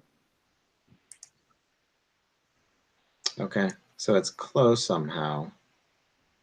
And it needs to be opened. So when I hit the pressure plate again with So my you go back over there? No. I'm asking when I hit the pressure plate again, when I was getting her out. Right. You heard a grinding noise behind you from kind of far away. Again, I heard it again. Well, the first time, remember, you were on the other side of those discs, so the noise you heard was from those. Like you didn't, when you did it the second time, you were hearing things from a different perspective. So you don't know if it happened before because you wouldn't have been able to hear it. Okay. Because you're mostly worried about these things coming to kill you. Yeah, right. Right? Yep. So it sounds like we need. Do you want me to jump on the pressure plate? Yes, without dying, if that's okay. Sure. You want to do that? Yeah, that helped. Okay. Well, you can easily do that. You can jump across the pit. We'll say at this point the pit's probably reset, so there's a pressure plate sitting there. But you can jump across that, land on the second guy, and that's not a problem. However, you're going to have to avoid these big stone discs coming to kill you. So why don't you roll Defy Danger using your dex? Sure. So is it the same scene? Good question. Sure. 7, 8, 9, 10. 10. Okay, you avoid them. No problem. And so when Plex jumps on the thing, you guys hear this grinding noise, and if you're down at the other side of the thing, the door goes up. So you can now see into the chamber. Yeah. We're going to go in, but stay there in case you have to hit it so we can get back out. All right. All right. So position, the dying. Are you looking? I'm assuming you're going yet, but it looks pretty much identical to the other room. And so it's a kind of a square chamber. There's the blue crystals, little ones all over the place. There is a big crystal in here too, but it's not on the floor. It's actually floating in the air. That's about the same size as the one in the other room. And it's got a different symbol carved into it. It's kind of rotating in place slowly. It's kind of, slowly rotating. Does it also strike me with psychic? Yeah, yeah. Yeah, you're like, ah. All right. Well, Fabian, what do you think? I think you're gonna have to make contact with one of these. Yeah. Which one? Floating one. Okay. So how high up is it floating? Oh, probably. It's about maybe 5 or 6 feet off the ground. You can touch it if you wanted to. So I'll come up and touch it. Okay. Yeah. Now you said this was a symbol that was different from the ones on the spaceships. Well, this symbol in this room is different than the one in the other room. And the one in the other room was the one that was associated with. Well, that's the only one that she has seen. Okay. You guys showed her. She hasn't seen this one yet because you guys haven't shown it to her. Okay. Well, we should show it to her first. Yeah, I think you're right. I think you're right, Vector. I think we should. Yeah, we should beam Zia Safara as a photo of this new symbol. If you want, you could probably have Plex bring her in here if you want, instead of going back and forth. Well, I'm certainly not going back. Yeah. No, after I almost died the first She's got a sprained whatever. I'll send her the image. Okay. I mean, because Plex could just carry her down here if you wanted him to. Yeah, let's do that. Yeah. Is that cool? It's cool. She's fine with it. I mean, she'd rather be able to see this stuff in person. So I'll give her a piggyback ride. She is the prevailing expert. All right, cool. All right, so just to make things easier, she comes down there. Okay, cool. She's also obviously taken aback when she is seeing this thing. She said, yeah, she says, yes, that's another symbol that associated with the ancients that was on those ships. Let's assume that I'm carrying her on my back. Yeah, okay. Yep. Okay, so Vector, you have that info now? Yeah. So I'll reach out and touch the crystal. Okay. So roll to fight danger using your wisdom once more. We'll see if you can resist as something tries to take over your mind.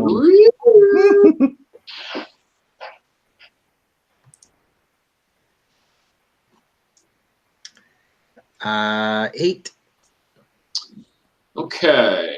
And I'll take Safara's help too, if it matters. She's letting you do this solo. Not that it would matter. He's like, no. Please, by all means. Let me think about this. Okay. So you feel like you're getting drawn into this thing, but not physically. Like your life force is being drawn into this crystal. Now, you can choose to resist what's happening, but you feel like if you do that, you're going to lose the chance to find out whatever this does. So maybe this is like a one-time opportunity to interact with this thing. So you can either choose to resist it and then nothing happens, or you can go ahead and leap in and see what happens. So this is definitely maybe an understand roll because it's encounter a new people, place, or technology. Well, but here's the thing. Because you already got a partial, I'm offering you this as your kind of a thing. You have to decide right now. You don't get to make another move. You either do it or don't. That's it. And then we'll see what happens from there.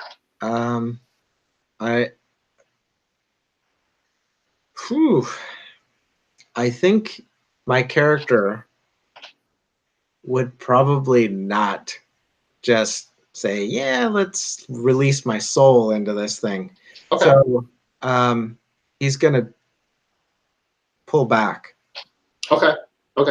So you're able to, after a moment, resist whatever this thing's trying to do, and you kind of just fall on the floor in front of this thing. But you do have some residual effect in that you now have one reserve for psionic powers.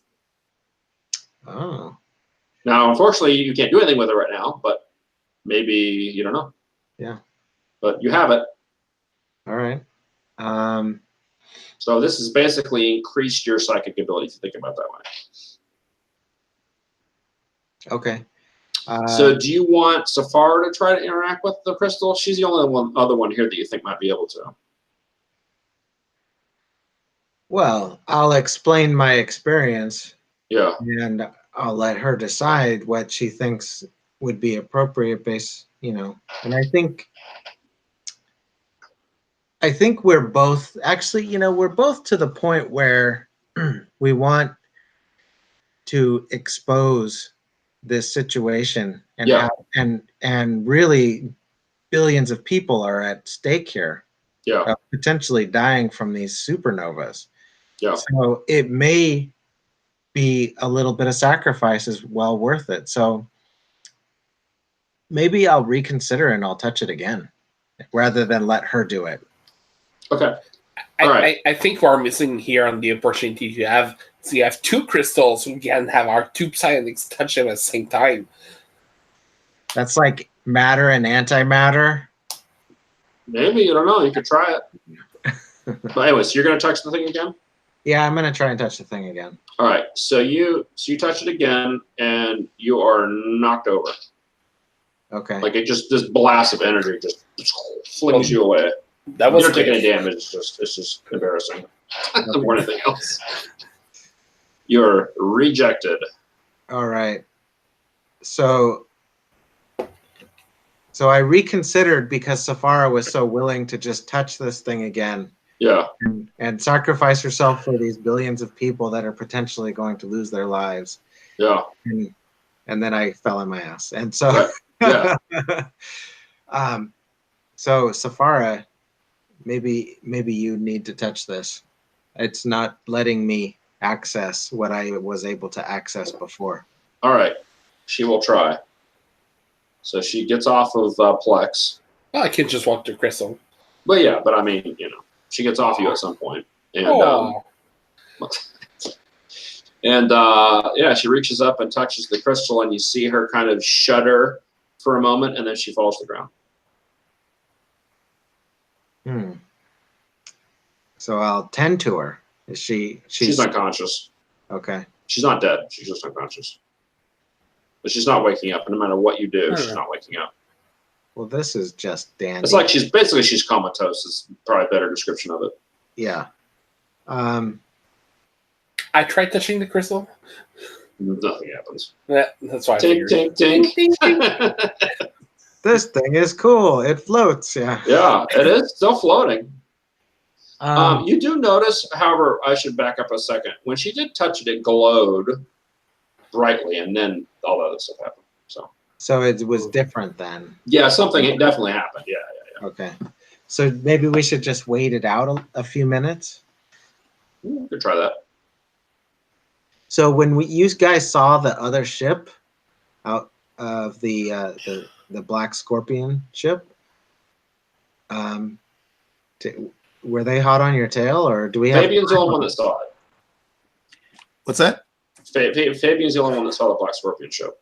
Yeah, it wasn't like a hot pursuit sort of thing, but they did get a scanner lock, but I got away before they could pursue. Or at least they didn't pursue, choose not to, or they didn't pursue, whether I outraced them or they chose not to, I don't know. Do you think we should get out of here, or is it possible that they could track us somehow? I'm sure they're trying. So, but at the same time, I don't want to, I don't think we could afford to leave what's here. Definitely need the artifacts, but yeah, I'm right now assuming that we'll have to fight some Black Scorpion to get out of here. That's also my assumption. Flex, can you push this thing, or is it floating and you can Let's try. I'll go under it and try to move it. You don't think you can move it? This is not moving with you pushing on it. Oh. I mean, you exert as much force as you can, and it isn't budge.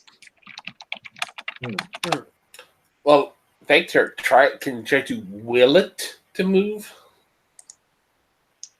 Sure, I'll try and will it to move.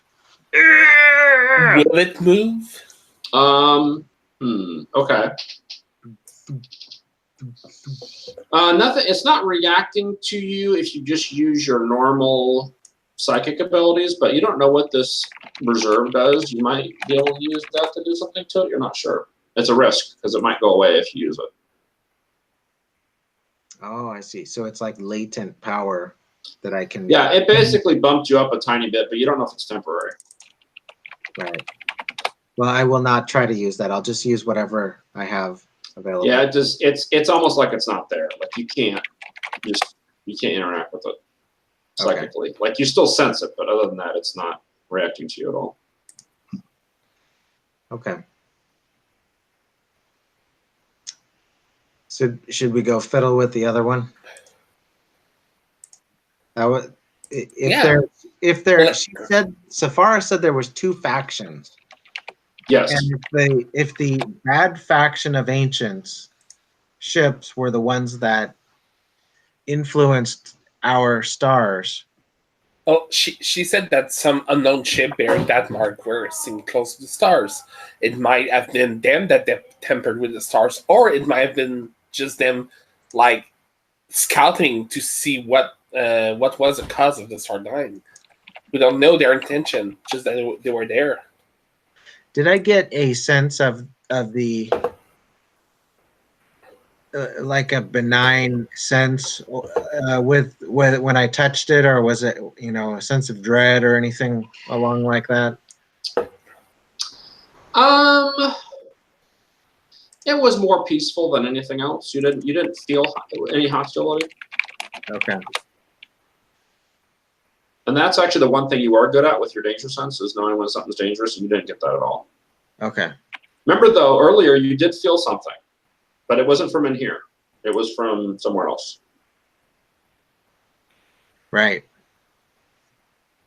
That was I'm assuming that it's the ghost spirit or something of. That's you don't know. Yeah. The what? I don't know. Just like, I don't know. Psychic spirit. Does not One of the compute. Okay, so far I'm fine with like psionic feedbacks, energy going and coming, but ghost. Yeah, Star Wars, you know. Yeah. All right. So what do you guys want to do? You've got. There's really not much else you can do in here, I don't think. You've got the potential of this other room that you were in earlier. Okay. You don't know what's going on with that. Yeah, go ahead and try to touch the other crystal. Yeah. Okay. I'll go and try and touch the other crystal. Okay. So you go across, you walk around, and there's a big wall. Okay. So we pull everybody out, tap the thing. Open. Okay. Yeah. Cool. And as you do that, you hear the grinding noise. And you look down, and there's a door in where that T intersection was. Oh, really? In the middle? Yeah, in the middle. Yep. Okay. We check that out. Okay. So it's another room. It looks very similar to the other two, except that this one has this big crystal that's hanging from the ceiling. Like everything else is the same, except the dais is up on the friggin' ceiling, and it's just So hanging. like everything's turned upside down in a way? Just the big crystal. Okay. Everything else is the way it was in the other rooms. How far down? Like, could I reach up? And You could touch the tip of it, yeah. Okay. It's hanging down about, maybe the tip is about maybe 5 feet off the ground. And this one has another symbol carved into it that's different than the other two. Capture that one as well. Sure.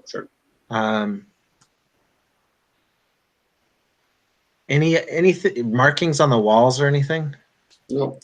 No. Nothing that you guys can. No, really nothing. There's like some designs, like just kind of like a repeating Artistic design flourish. throughout the whole. It doesn't appear to be language. It's just like an art sort of a deal. Okay. Like it's the same thing across the whole. Artistic flourish. Yeah. Right. Yeah. Okay. What do you guys think? Touch it? I don't know. So far, the only thing is that you need to touch every one of them, try to determine which one we should really interact with, and do something with that one. That's my interpretation. That cold logic robot interpretation. That makes a lot of sense to me. All right. What are we doing? Has Safara come too? Nope. I'm carrying her. Yeah. Oh man. Okay. I'll touch it. All right, so same thing. Roll your Defy Danger Wisdom. See if you can resist. Oh, and I've. Okay. Your luck's going to run out at some point on these Wisdom checks. All right. Nope. What'd you get? 6. Oh, so it did run out. That's what I'm saying. Eventually, it's going to run out. Okay. Okay, so you are drawn into this thing.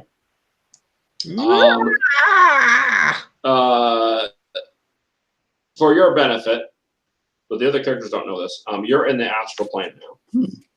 Okay. So you guys, Plex and Fabian, see Vector's body slump to the ground, just like Safara's did. I'll check for a pulse. Yeah, there's a pulse, but very faint. So Vector, you are floating in this silvery sea of clouds. You do see Safara there. Safara? And, yeah. And there's also this giant humanoid figure that looks like those statues that's kind of nearby. So I'm assuming we're sort of talking psychically, not. Yeah, I mean, you can talk to. Yeah, you can talk to each other. And so I'm gonna just for dramatic purposes, we're gonna stop there. We'll deal with that in a minute. So I'm gonna go back to what Aplex and Fabian want to do because your buddy just slumped down. We should really try to stop encouraging people touching crystal that make them come at us. And also, you guys also hear some noises from back in the big chamber. That sounds like boots on stone. Oh my god.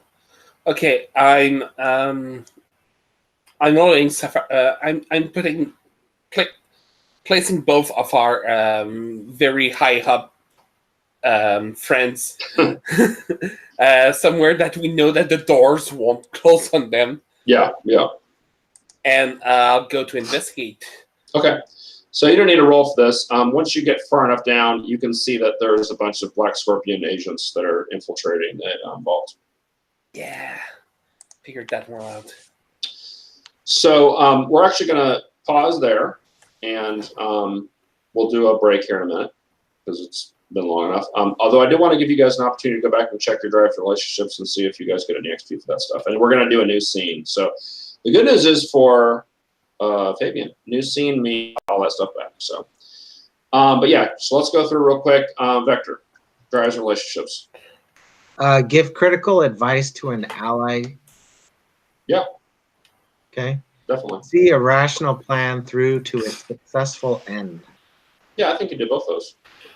Okay. I must keep Plex ready and available for action. I think, did you do anything to do that? No, I suggested he get into some dangerous situations. Yeah, I think you already got credit for that though. So yeah, I think probably not. Okay. If you had done something like repair him or something, maybe. But okay, what else? Fabian must help me find the way out. I think not yet, but that's a possibility. Certainly. Okay. What about Plex? All right. I must help Fabian destroy something. That is something that's foreshadowing. Yes, maybe soon. Victor needs me to watch their back. I think this is also I think foreshadowing. I think you did. I think you did that because I think. What did you do? Well, maybe the plate, pressure plate. Yeah, that's fine. I'll give it to you. You helped them with a bunch of that stuff. Okay, what else? Relationship-wise? Drives? Yeah, protect someone from in danger. I think this is also foreshadowing. Yeah. No, I think I'm going to give you credit for that because, well, let me think. Yeah, you helped get. Oh, you helped Fabian. Well, and you helped Fabian get here. So yeah, totally. All right.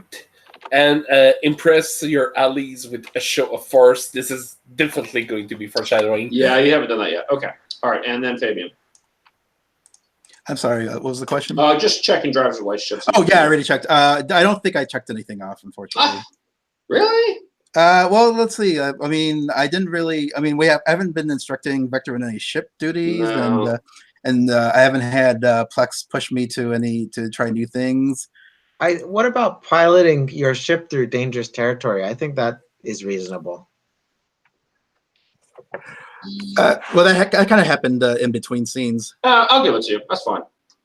Oh, well, thank I you. don't like you being shut out of good XP. So. Well, that's fine. Sometimes that's how it is. I mean, technically you did it. And you did it make a roll while you're on your ship. So I'm going to give it to you. Oh, thank you. All right. Cool. Okay. Yeah. So let's take a short break and we'll be back in like 5 minutes. Okay? Cool. Okay. Cool.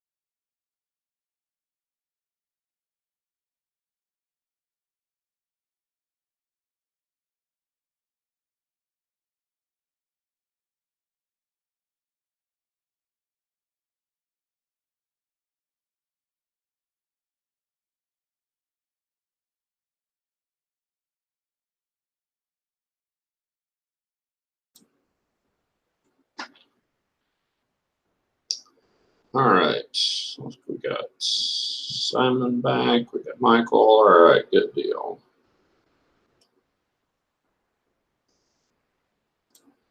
Any of you guys get enough XP to get in advance? Nope. Okay.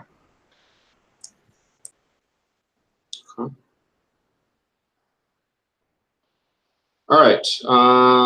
So I was gonna wait until Ash gets back, so I was gonna actually do his part first. So given that he's not back, let's switch to what you guys are gonna do. So you've got unconscious, Vector, unconscious, Z Safara. You're at this point you are in that kind of T intersection of that hallway.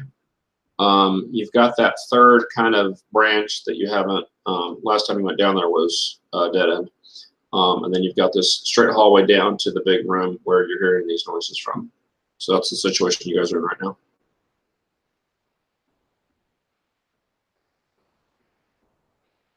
Michael, you're muted if you're talking. I'd like to go check out and see what's making all that noise. Pistol drawn, of course. Okay. How you want to do that? Well, I've I guess so I don't really have any equipment, any surveillance equipment. So I guess the only thing I can do is really just kind of like sneak up and try to get a look from a hidden vantage point. Okay. I mean, you could say that you have something on your utility belt. You just have to say what it is and then say, yeah, I used the thing. Now, you'll probably have to do a move in conjunction with it, but if you can justify some piece of equipment that would allow you to do it from here, that's cool. Yeah, the only thing I could think of would be like just like a really small mini camera drone. Yeah. I don't know if that would be within the scope of the utility belt. Yeah. The main thing with the utility belt is it has to fit in the utility belt. Like what it is, yeah. I mean, as long as it's reasonable. It can't be like a cannon, right? But I mean, yeah, that kind of a thing is perfectly reasonable. All right. Well, then mini camera drone. Okay. So let's so your intent is to send this drone out there to see what's going on, right? Yeah. So I'm trying to think if there's anything inherently dangerous or risky. Well, I guess they could see it, right? Like seeing it might tip them off that you're there, but it's small, right? So that yeah, I think it's risky enough to do a move. So let's do analyze, I guess. Okay. Sure. Yeah. So that would be plus. Is that intelligence? Yeah, wisdom. Yeah. Ooh, okay. A lot of wisdom stuff tonight. Yeah. 9. 9. Okay. All right. So you just ask one question. Ah, yes. Off of the list. I guess the choose wisely. Yeah, the obvious one should be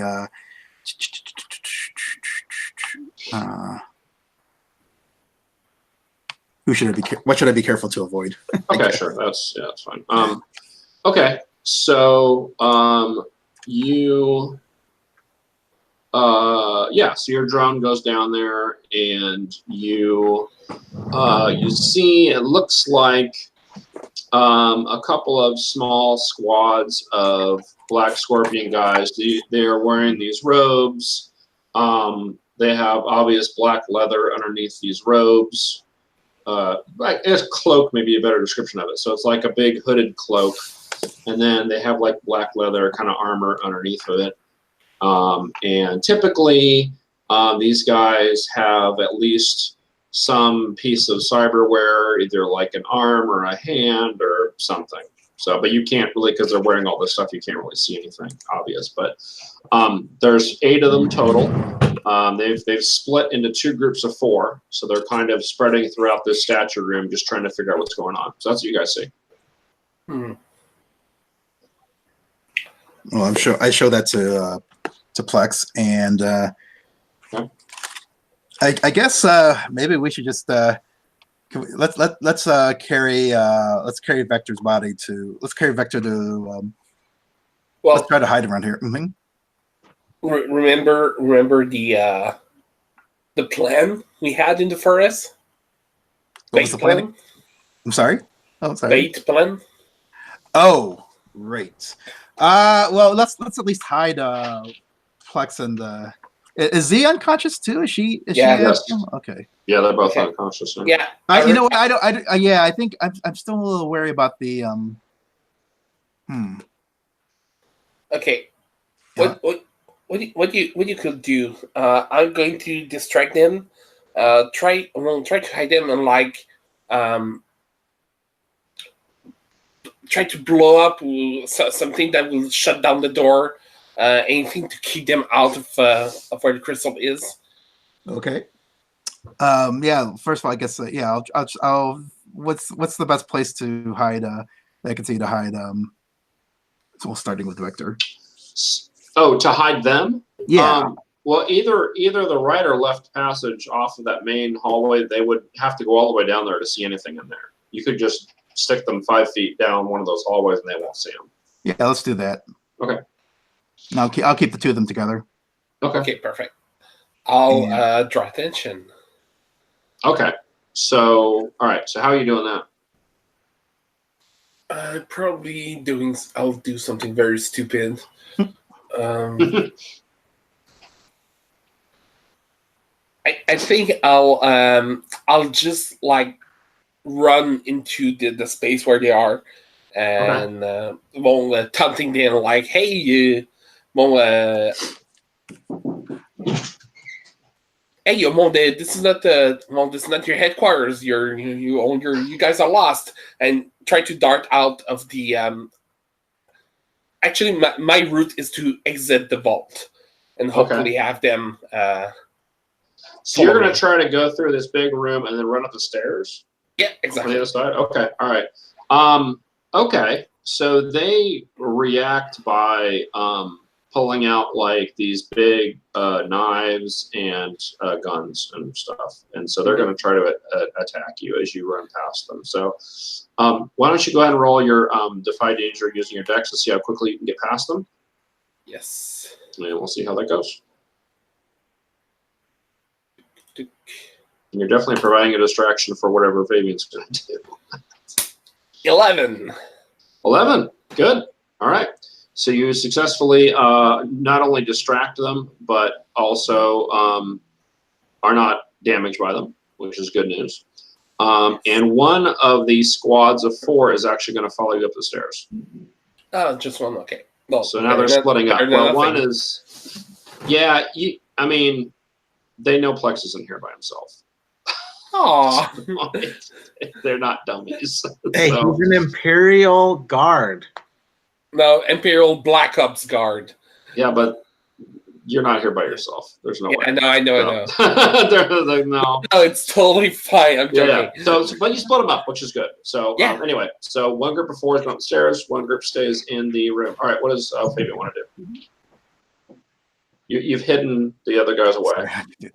Yeah. So is there any kind of door mechanism, any kind of yeah? Is there a door that could be activated to separate them from this chamber here? So I don't think you know how that door between the statue chamber and this hallway was activated because you weren't there when it happened, and I don't remember anybody telling you how it works. Yeah. Okay. So no, I don't think you would know how that works. Mm-hmm. You don't see anything obvious like a switch or anything. Mm-hmm. All right. What happens when I touch the crystal? We're in the room with the floating crystal, right? So, well, okay. You had, so the middle chamber was the one with the one on the ceiling. Mm-hmm. The floating chamber was the one on the, as you're looking in on the left side. Oh, okay. So that door, that room is closed off. The only one that's open right now is the one in the middle. I see. So the only one you can see is the one hanging from the ceiling. Okay. But you do know, I think you know this, that Vector, well, Plex did this, but Vector directed Plex to touch the pressure plate, and it caused the doors to change. Oh. Well, I'll try touching that pressure plate and see to see how that reconfigures the area. Okay.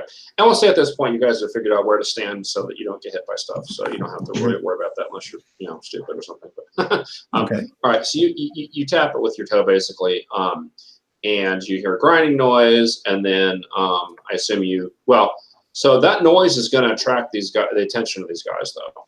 Yeah, I figured that was gonna happen sooner or later. All right. So, but you hit the thing, and then you just run down to kind of see what's up. Is that the idea?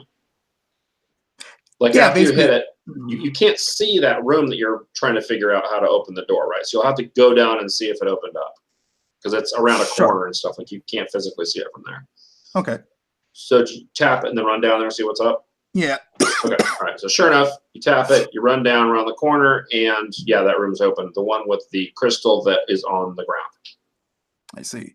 All right. Now, I still got to take care of these two people. I'm probably not going to be able to pull both of them at the same time. That's going to be too much. Yeah, and you're also probably hear some shouting and stuff from the room after you do that. Yeah. All right. Well,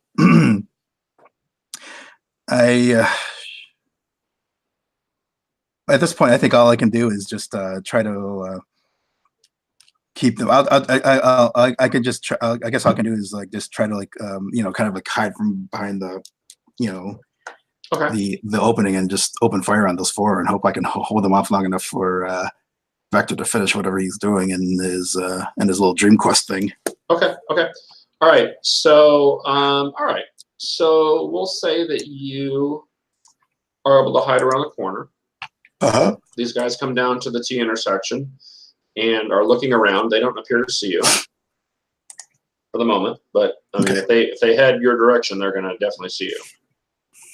Yeah. Well, I'm just gonna go ahead and I'm gonna wait until they actually start heading my direction before I take the first shot. Well, they will possibly beneficial to you. They head the other way first, so they're going down the left side. So apparently they didn't see the bodies because they would have been. I think. Well, I assume you moved to them. I don't know if. Maybe you didn't have time to move them. But in any event, they didn't see them, so they went down the other way. Okay. So you've got a moment to maybe. Then they're going to come back because that room's closed off, so they're going to come back in a moment. Yeah. Now I'm going to see if I can drag. If I'm capable of dragging both bodies, I will. What's your character strength? It is. I hope it's probably 0. It's 0. You can grab one of them. Okay, I guess that'll be Vector. Okay. All right. So you grab Vector, and where are you taking him? Towards the. I guess the chamber that just opened up. Okay, sure. All right. No problem. You can drag him down there, and you're able to get all the way around, do all that stuff before the guys return. I mean, you hear them, talking to each other and walking around still. So, all right. So you're in this room, and again, there's nothing. Is there any kind of like control panel or something that I would know how to work in here in this room? The only thing you see are these little crystals, which you've seen a bunch of. They're basically lighting the room, and then there's this big, giant, uncut, rough crystal that's in the middle of the room. I mean, you do know that both Vector and Z Safari touch these things to make them do stuff. Well, this one I'll try touching and see what happens. All right, so I'm gonna have you roll Defy Danger using your Wisdom. This should be interesting. Yeah. And that's going to be a 5 total. Ooh, that's exciting. All right. So, so you're touching the crystal and you're kind of dazed for a moment. You don't think this is really working. And while you're distracted by this, the bad guys come in. Yeah, this black scorpion, and they just shoot at you. So you're gonna take a D4 plus 4 damage. They just unload. They're like, kill this guy. So woman, whatever. So they should go ahead and take D4 plus 4, and then you can act after that. All right, I've taken 5 damage. Okay.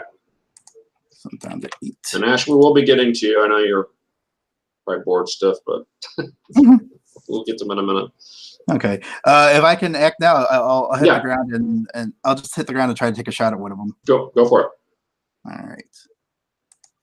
And it's plus dexterity. Oh, that's a 9. Okay. So on shoot, you do your damage and then you pick one of the complications under shoot. Okay. So I've generated 4 damage, and then complications under shoot. Yeah, so there should be 3 listed. There's put yourself in danger, mark an ammo, or take minus 1d6 damage off, which you probably don't want to do. Oh, no, I'll mark an excuse me, I'll mark an ammo. Okay, cool. All right. Okay, so you badly damaged one of them. They appear to have some armor, but not a ton of it. All right, and now what? They're still menacing you. Yeah, really, all I can think of is keep shooting and hope that, I don't know, so, just hope that something breaks on Vector's end. Okay. We're going to switch to him in a minute here. Okay, and now I've generated an 11 total. Okay. So I'm going to offer you something in addition if you want. So Okay. you're going to do your damage, and then if you want to, because you got a complete success, I'm going to give you the opportunity to get out of this room if you want. Now, you'll have to leave Vector in here. You won't have time to grab him and run through all these guys, or you can just continue fighting them. I think I better continue fighting them because I can't leave Vector behind. All right, well, go ahead and roll your damage. Yeah. That's only a 3. Okay, well, you take out one of them, so now there's only 3, which is good. And then, yeah, so let's cut here, and we'll switch to Vector and what's going on in the astral plane. Woo! All right. So, yeah, so what does Vector want to do? You're floating and stuff. Safara, what have you learned from this creature? This is the master of the vault. He is the wise spirit of the last caretaker of the vault. And he is, so far, he is telling me not to damage anything in the vault. That's about all he's told me. You notice that it's kind of, you almost feel like you're dreaming. Like you can sort of control what you're doing, but it's kind of weird. Like you're not quite, you don't think you have 100% control over what you're doing. Can I communicate with this creature? Yeah, you can. Yeah, you can certainly try. Yeah. So, what are the 3 crystals? Why did you bring Safara here? Oh, you are. What does he say? So when he talks to you, first it sounds like he's talking backward, like when you have like a recording and you run it backward, like that's what it sounds like. But eventually, your brain sort of figures out what's happening and you can understand him. He tells you that you are the bearer of the Mind Stone, is what he tells you. The Mind Stone. Which stone was the Mind Stone? Says that is the essence that you accepted. And what are the other 2 essences? She's that one, and he kind of gestures towards Safara, is the bearer of the Spirit Stone.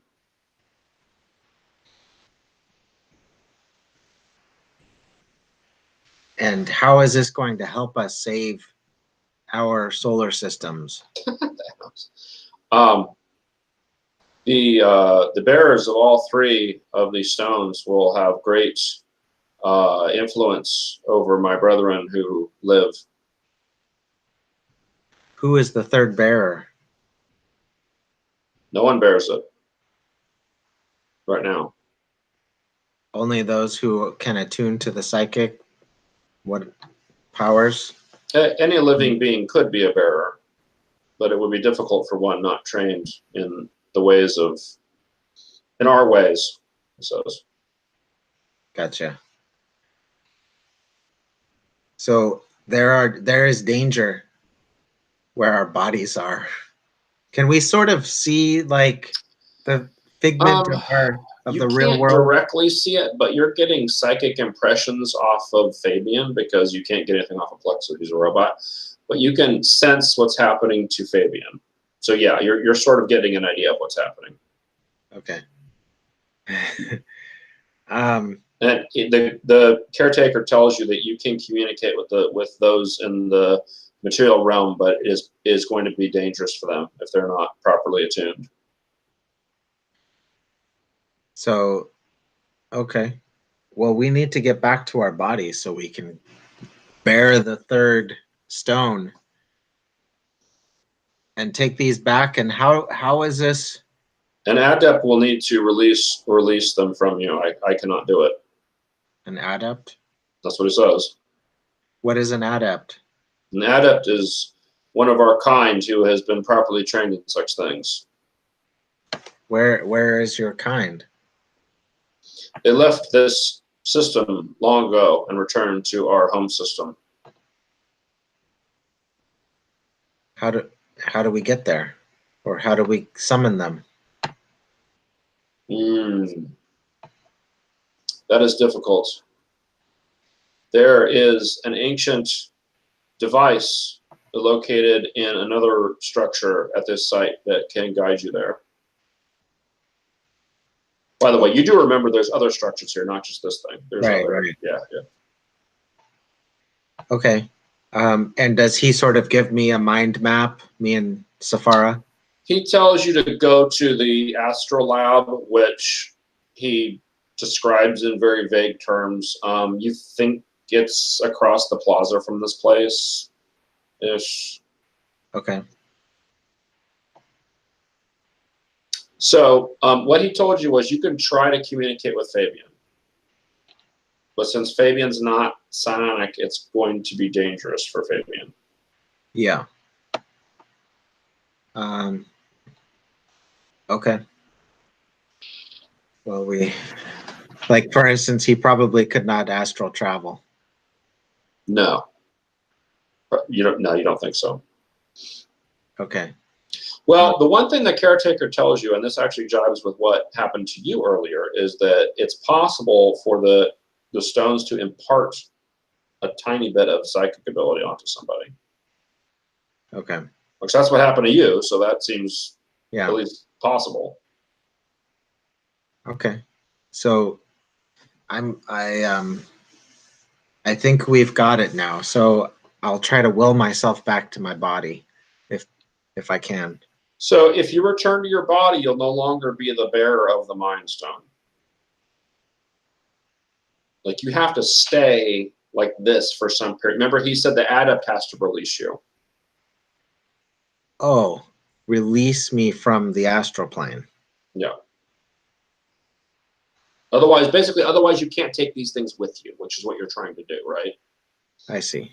Yeah, that's kind of the way he explains it. So I will try to but if okay, so I guess the only way to do this would be to try to communicate with Fabian from the astral plane. You also get the sense that you may be able to do stuff to the material plane. Maybe you can affect it somehow. Kind of like how a ghost can kind of manifest and do stuff. So I'll try to animate my body. Okay. All right. So now I'm a robot. Yeah.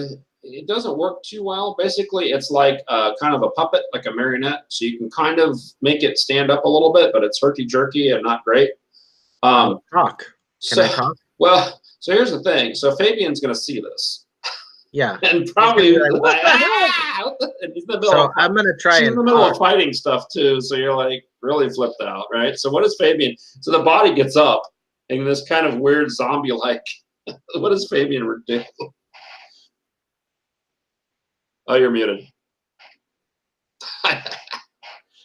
All right, so I'll be startled, of course, and yeah, I'll just call out Vector's name and see if there's any response. Yeah, what would you want to? What are you trying to communicate to him or her? No, I mean Vector. What's Vector trying to communicate? I am trying to talk to him and tell him that it's me, but because I need to communicate to him about him going to the other stone, taking the stone, turning into the astral plane, communicating to Plex, taking all three of us to wherever to find this other astrolabe place find the map. Yeah, Well, this we're is going to all be super. astral. Yeah, I don't think you can communicate all of this. It's too complex. You have very vague control over your body. So, Well, I'm not fully psychic, but yeah. but I'm assuming that Safara is. She's a little more advanced than you. She's not an expert either. But can she communicate via her psychic powers? Like, is that a yeah? She says whatever? that you guys can communicate, Drew. You don't need to use your body for this. You can just send telepathic messages to Fabian. Okay, I will send a telepathic message to Fabian. You can communicate all that stuff that way. Way easier. Yeah. Okay. All right. So Fabian, you get this just onrush of in your brain. It's kind of like if you stand up real fast and you get you're lightheaded. So it's like that, but like 10 times worse. So I'm going to have you defy danger using your wisdom and see if you can resist all of this and deal with it. Okay. And then we'll see what happens. After that, if you're good, then you guys can talk. I have generated an 11 total. Yeah. Aces. So you are, so you kind of stagger back a minute. Now, remember, you're also fighting these guys.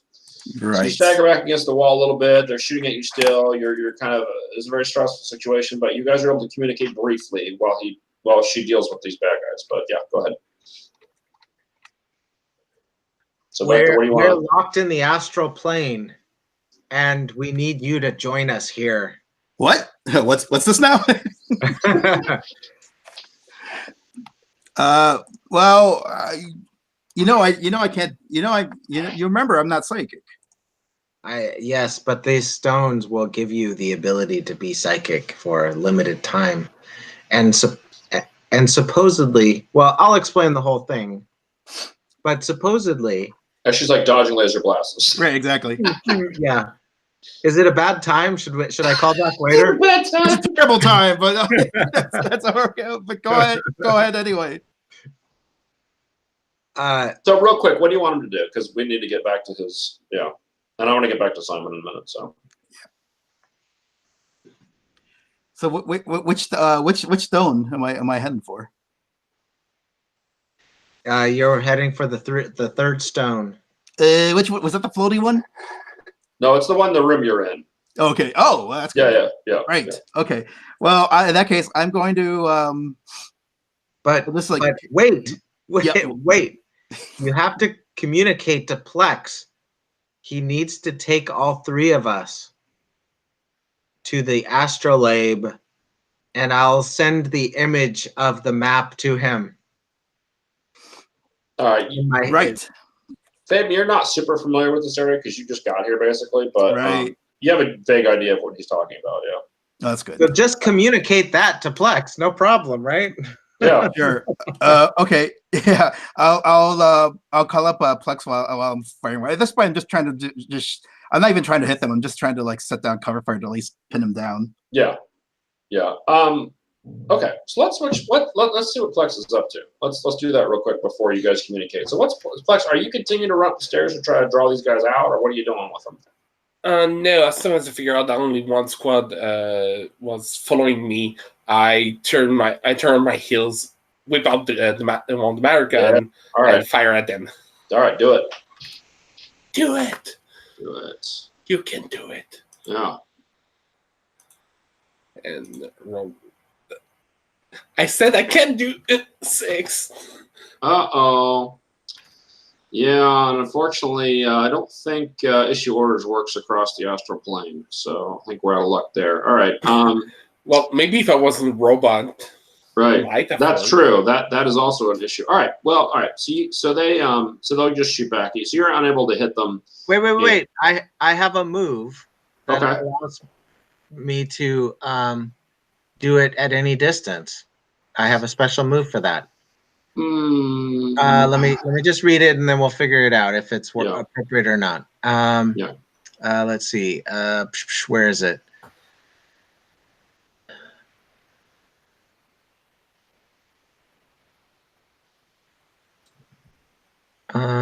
I thought I did. Let me see. I thought it was something like I don't have to be anywhere near them and I can still give them orders.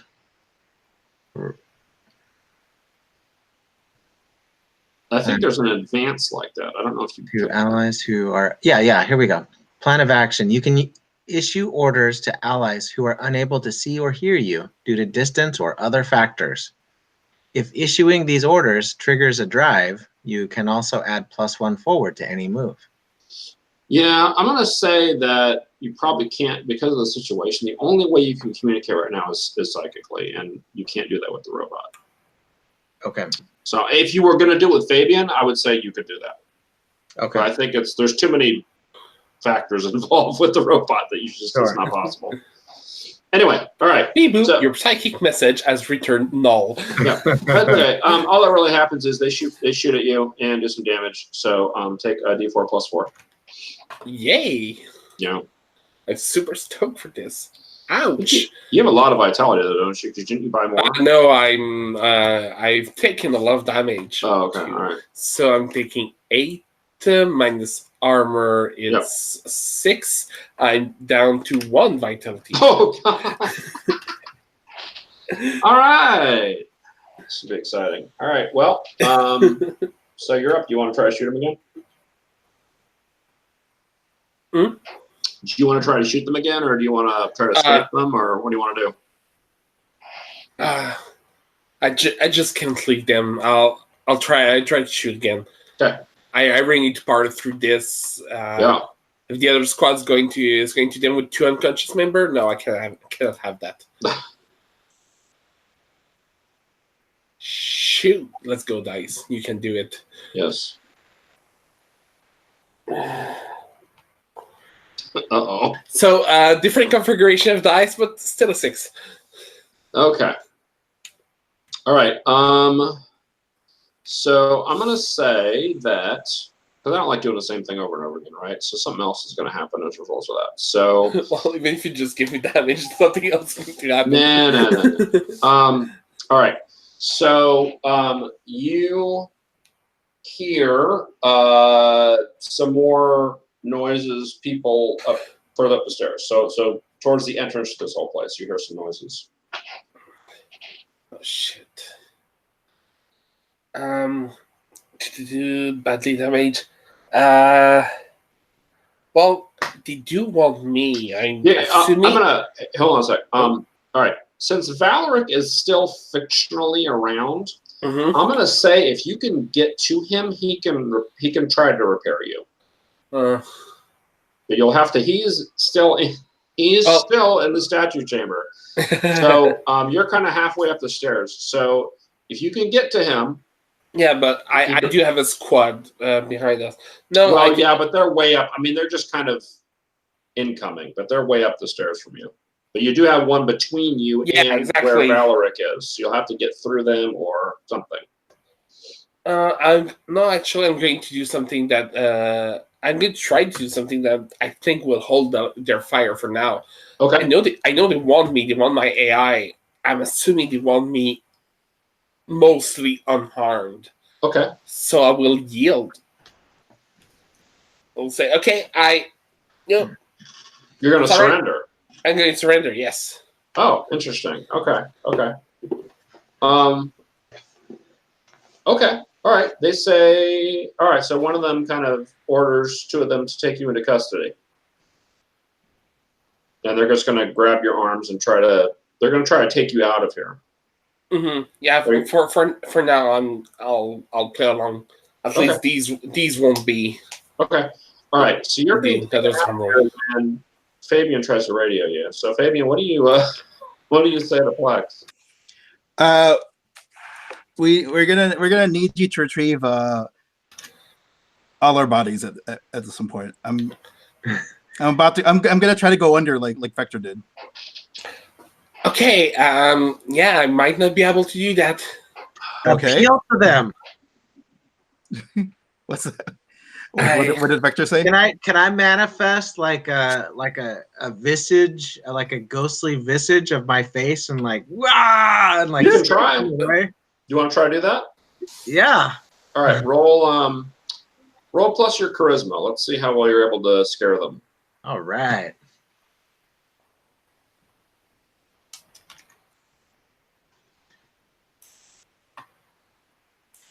8. Okay.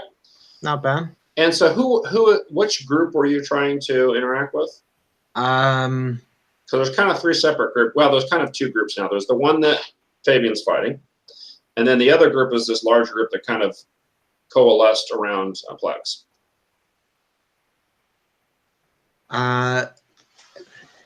I think I would do the one that Fabian is on.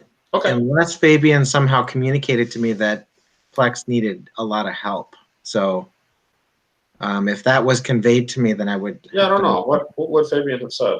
I don't know that she would have had it together with everything going on enough to immediately deliver that message. Yeah. Okay. So All right. then So you want to deal with the immediate threat of these guys? Yeah. Okay. Okay. All right. Well, they definitely will disperse when they see this. You get the sense that they're not like used to dealing with scions that much. Like they have dealt with them, but maybe these guys are a little green. You don't know. But anyway, in any event, they disperse. Okay. So Fabian, you have the opportunity to do something and get away from these guys if you want, or whatever it is you want to do.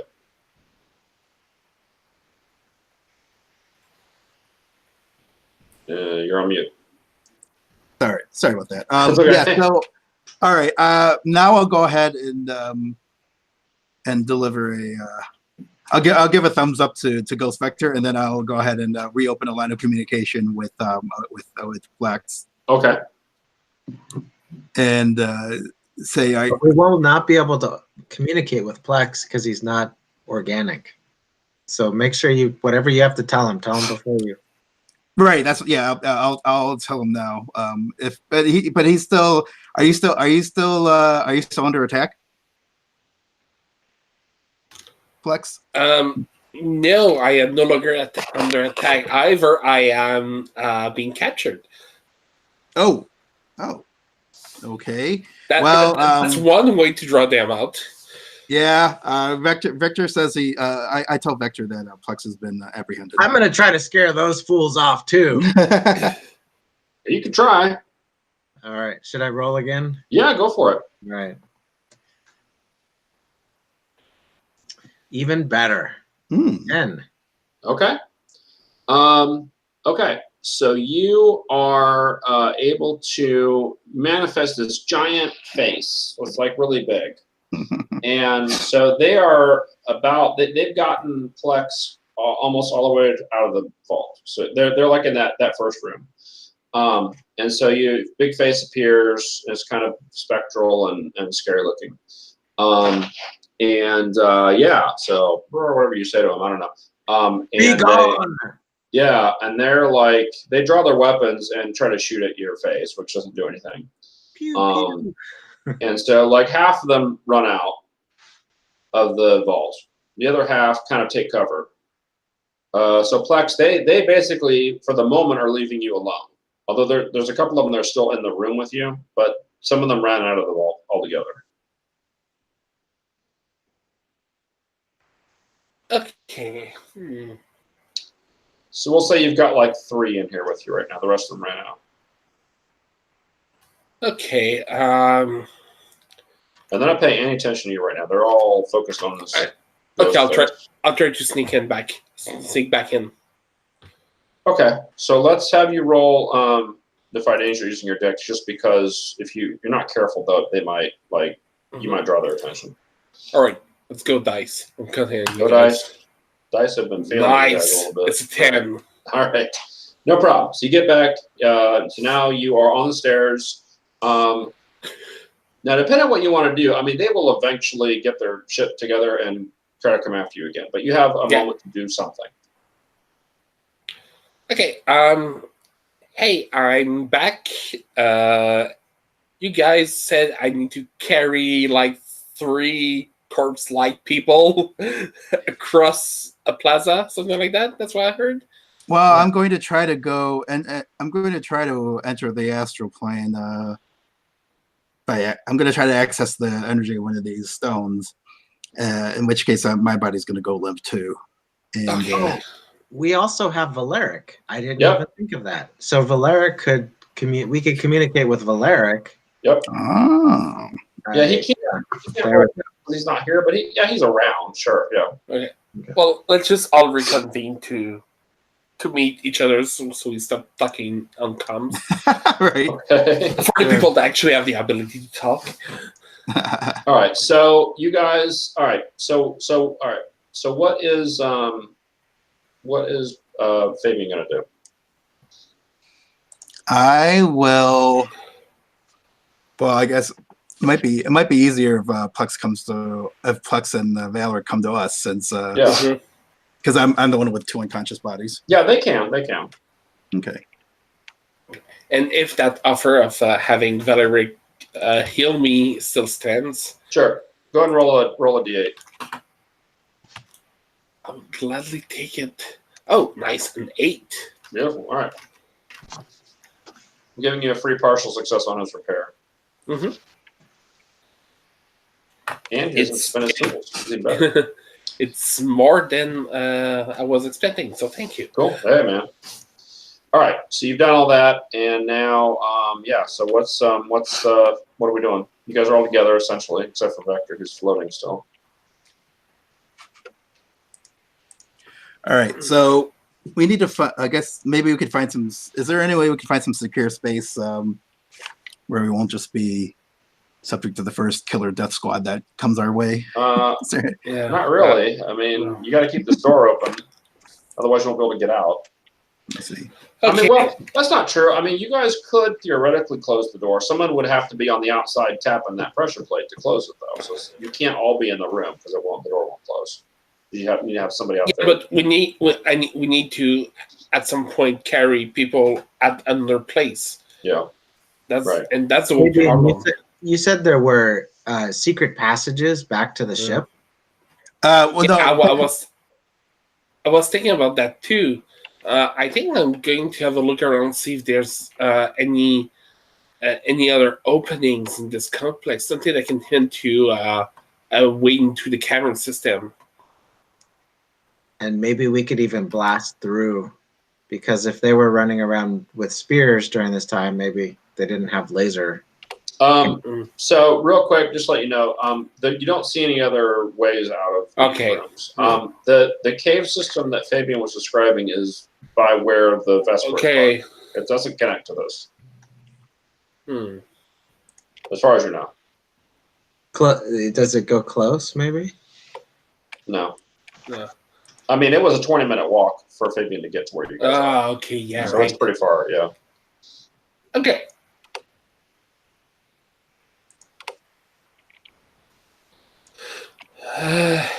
I could chase him around and yell at him with the face. Well, if you have some kind of control, can you move at least one of the bodies? I can animate it, kind of, right? Yeah. Can I have it levitate or float? A bit, but not like super fast. I mean, it'll float a bit. Listen, if we can turn this into an escort mission instead of a carry people on my shoulder while fighting special ops mission, it's going to be a win. And Valeric hiding behind you. Right, because he's technically still here, yeah. Yeah, I get the front, the front, he's got the rear. All right, so what are we doing? So Fabian, what are you doing? I guess I'll just why don't we just get me to the crystal, and I'll just make contact and, I don't know, open my mind or something. Open my third eye or whatever. Okay. All right. So you are gonna touch the crystal, I assume? Yes. All right. So all right. So I'm not gonna make you roll to do this because you're basically willingly accepting whatever this thing does, right? Is that the idea? Yeah. Okay. Yeah. All right. So so you're sucked into the astral plane. Body falls, slumps over, per usual. So you're in the astral plane. If you want to communicate with anybody who's there, you can. The caretaker will. I'll probably be crying and panic at that point. The caretaker tells you that all three of you are now the bearers of the body, mind, and spirit stones, and that, again, the adept can release you from this, and you will be able to influence ancients that see you bearing these things. Or that does for you, so you know that. Okay. Can Valeric pilot the ship over to us remotely? Valeric, I mean, I'm sure he could. Yeah, he could. That might get us out of here. So you guys, yeah. real quick. So you guys have completed the milestone. You have all of the artifacts. Ooh. So everyone gets an XP for that. You successfully did that. Fantastic. You still have the milestone of evading the Black Scorpion. Yes. Mm-hmm. Which we'll see how it goes. But you may have to say that for next time. But all right. So you got all the bodies there. Vector's there. Plex is there. So what is Plex doing?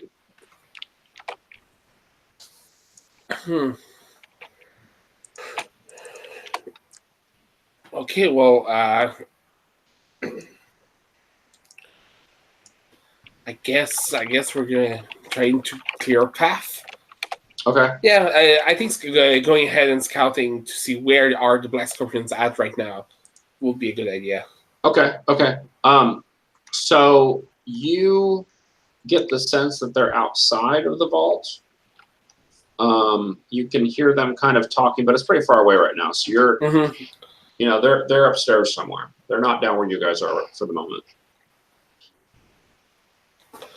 All right. Well, do you really have a better option than just shooting at them?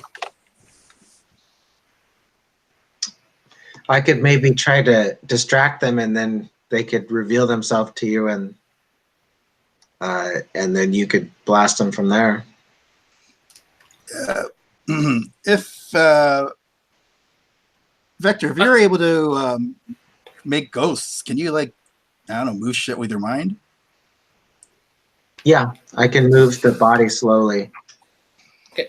And then realizing I have no way to hear that conversation, so I'm not going to take input from you guys. Okay. All right. Well, I will just. I'll try to scare them with the face. I'll continue to scare them with the face. Okay. So, all right. So my understanding of what the plan was is that Plex is going to grab all three of these bodies and just take them upstairs, right? Is that the idea? Okay. Yeah. And then you wanted Valeric to go to the ship and try to go get it and then fly here? That's going to be tricky because he's going to have to go through these Black Scorpions to do that. So then maybe not then. I don't know. Yeah, I don't know how he would manage that. All right. So I think there's no way out of trying to call these Black Scorpions before. I think the best thing that Valeric will be able to do at this point is repair the robot again and just try to blitz through these guys. I mean, that would. Oh yeah, definitely need to repair. I think that would make the most sense. So let's go ahead and roll you one more D8. One more D8. Yeah, we'll do one more repair on you and then see if you can get out of here with these bodies. Luck. Oh, it's a good healing roll. It's 7 this time. Good. Okay. So you should have I'm actually back at full vitality. Oh, beautiful. All right. Okay. So when you get out there, you see they're all in that. They're either all in that upper chamber, that first one you guys went into, or outside. So there's kind of a group of 4 that are in that room, and then there's some that are outside. So you can get all the way up to that upper chamber without running into any of them. All right.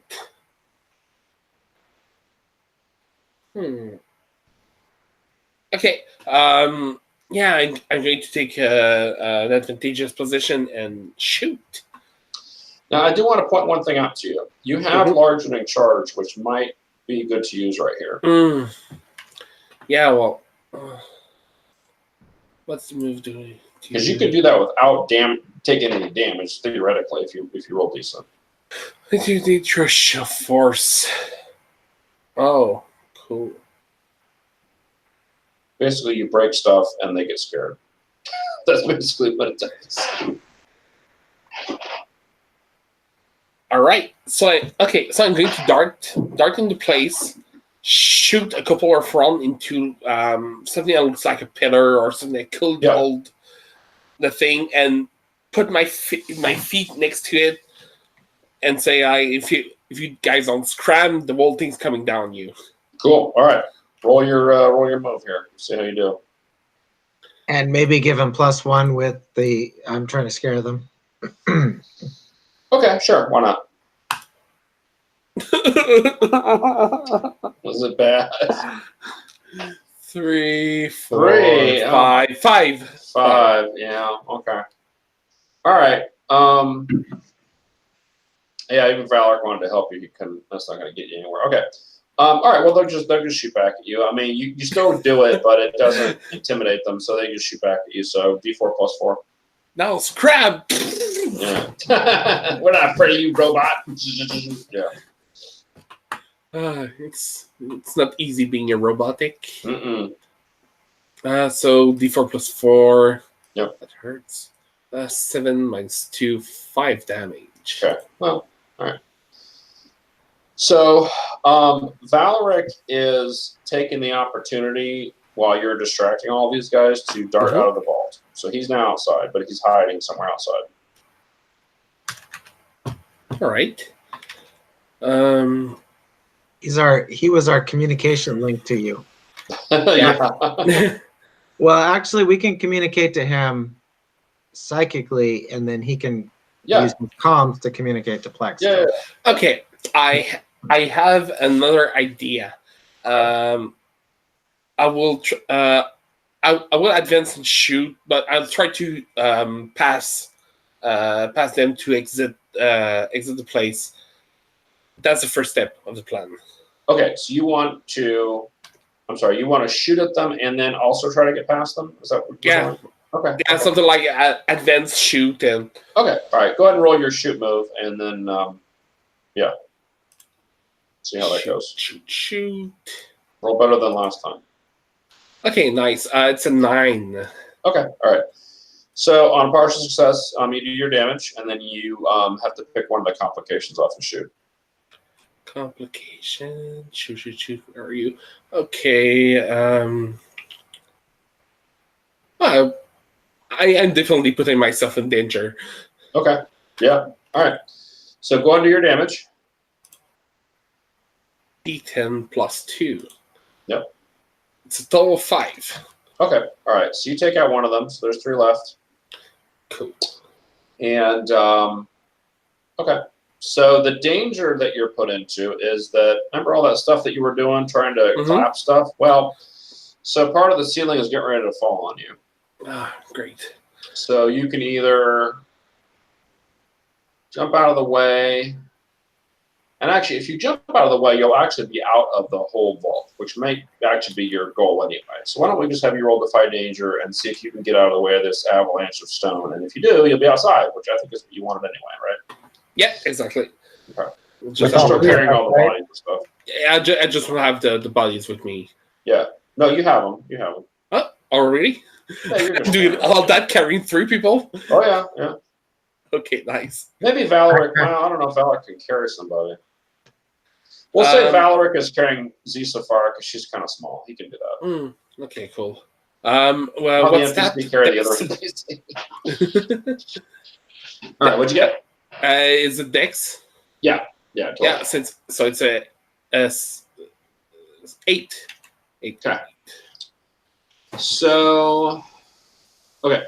So you mostly get away. However, your matter gun gets trapped under a large stone. No. You can either try to pull it free, but you might get shot at, or you can leave it behind and book it for the astrolab. I'll book it for now. All right, cool. All right, so we will say, just for the expedience sake, you guys get to the astrolab.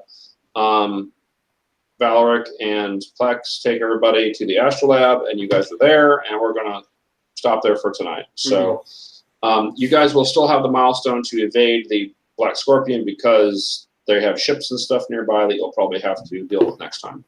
But the other milestone results, let's do actually, real quick before we do anything else, let's go through your drives relationships one more time, just to make sure we didn't miss anything. So, Vector. Give critical advice to help an ally succeed. Yeah, definitely. See a rational plan through to its successful end. I don't think you've done that Rational?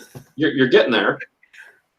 I don't think there was anything rational about this. Hey, I came up with the plan. Yeah, it's We did not. do Yeah, the plan. the second part of that is see it through to the end, which not quite. You guys are almost at that point. So, Okay. all right. What else? I must keep Plex ready and available for action. Well, he did suggest to have other. Did you do Did that? he? Did he? I think maybe he did.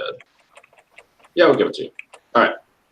That's 2, and then Fabian must help me find the way out. Yep. Yeah. Okay. Yeah. That's fair. Yeah, because you wouldn't have been able to leave without her doing the thing. I mean, you could have left, but Okay, Yeah. 39. cool. Okay. And then we'll do the end of session stuff after that. All right. Fabian. All right. So once again, I've got I need to keep Valeric in tip-top shape. I must train Vector in their ship duties. Yeah, And you probably get Valak right now because he's not here. So. right. And then Plex must push me to try new things. Well, let's see. Who pushed you to do this? I don't know if Plex did. No, I think I pushed That was, everyone to touch everything except Fabian. Yeah, that was Vector who was pushing me. Yeah, I don't think it was. Okay. What about your drives? The drives, well, there was just The how ship the stuff? Yeah, and then basically ship, Okay. ship All right. stuff. All right. Okay, and then Plex real quick, and then we'll do the end of session. Yeah, Vector needs me to watch their back. Yeah, I think that's fair. Yeah. Help Fabian destroy something. That I don't think that triggered. Yeah, I don't think so. I was trying to set it up, but I didn't go that way. Yeah. But you did destroy something. Do you have a drive related to No, I didn't destroy. No, I don't. that? It's help Fabian only. Protect someone from imminent danger. Yeah, you did that. And impress my my allies with show of force. I don't think. Nobody was there to see it. Right. Yeah. Okay. They're all unconscious. All right, cool. All right, so Talia was up. And then we're gonna, Wait, I saw him. He took them all out. I was there. well, number My one, he face was there, didn't take floating them around. all. He No. failed on that time when he tried to do it. So I don't know. All right, so let's do end of session real quick. So again, these are the questions we do at the end, and if you answer yes to these, then everyone gets an XP. All right, did everyone trigger at least one drive? Yes. Did Fabian? No, I don't think I did. Ah! No! Sorry, I ruined it again. Sorry. Wait. No. You piloted your ship through a dangerous Oh, territory. yeah, we gave that to you, remember? Oh, we did? Oh, okay. Yeah, Well, I guess I did it now. Cool. All right, Hooray. so everyone gets an XP.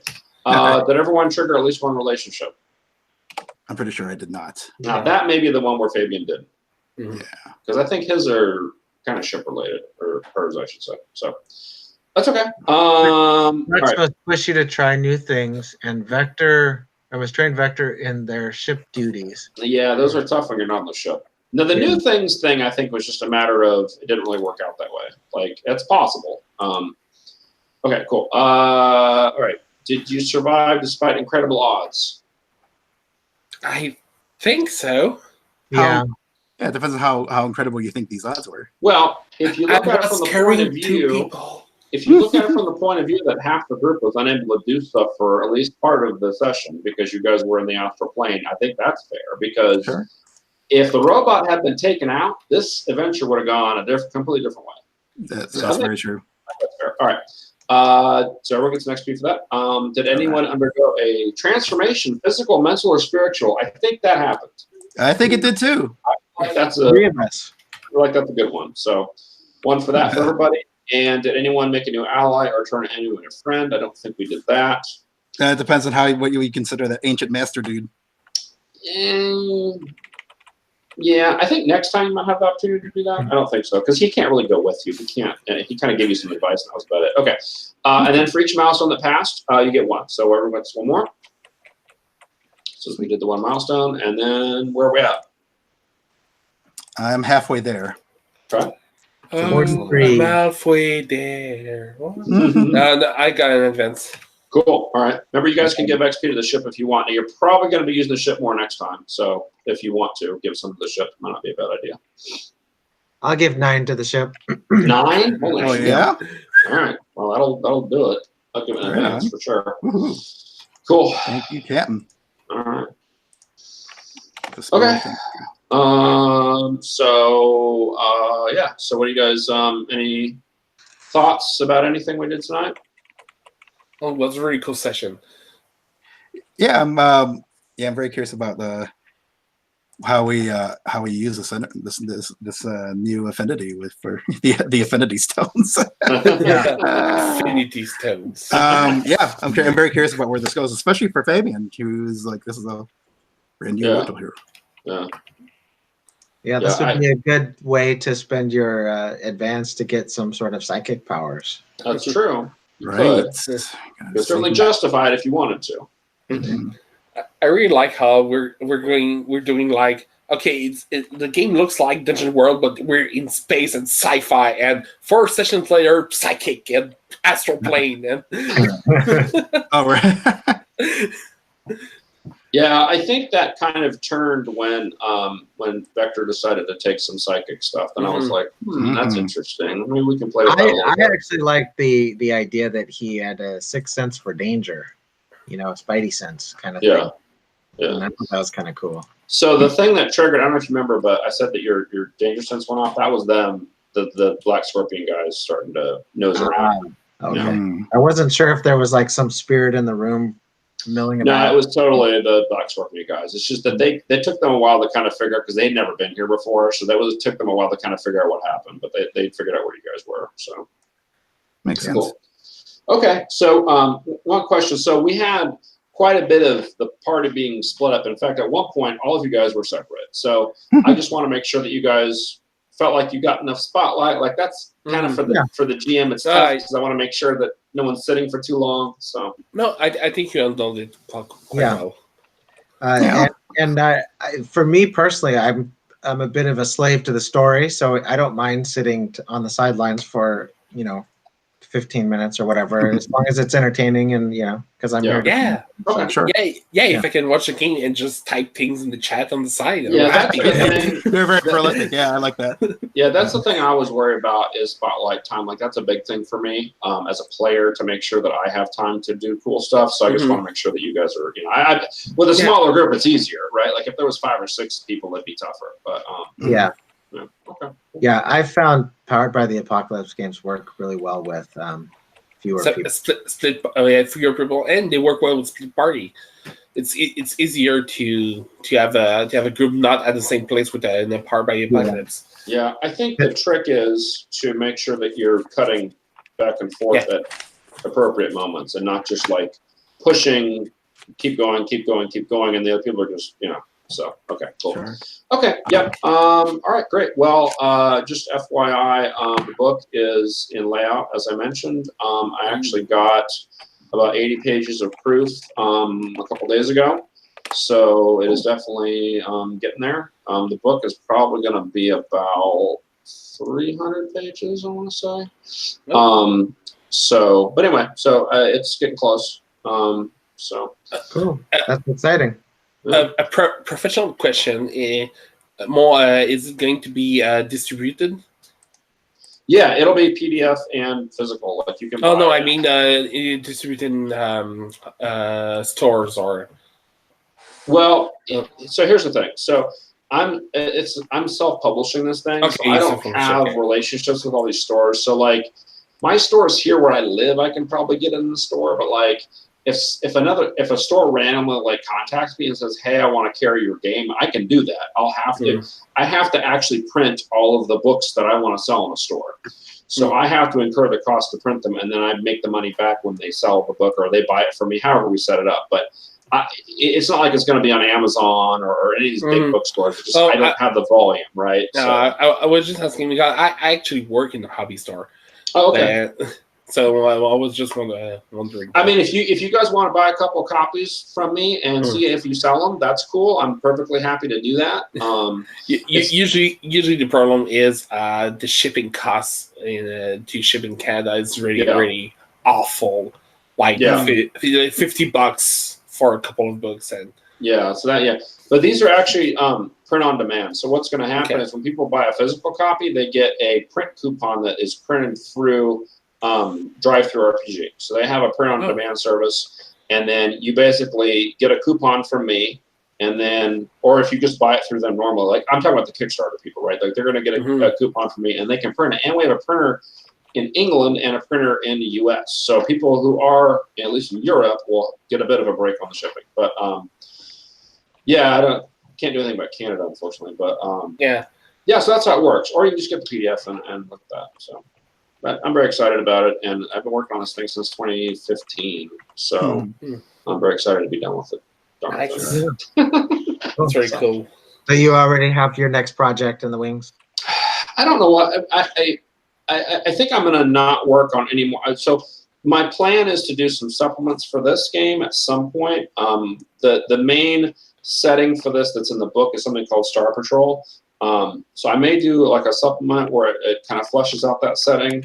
I was going to add some more equipment to the game, some more ships, some more like maybe some robots, some other equipment that you can use, like an equipment book. Because I was going to do like maybe 3 or 4 books, another book with some more psychic abilities in it. And then kind of package those up as a thing, right? So maybe do packages, like 3 additional packages for each playbook or something like that.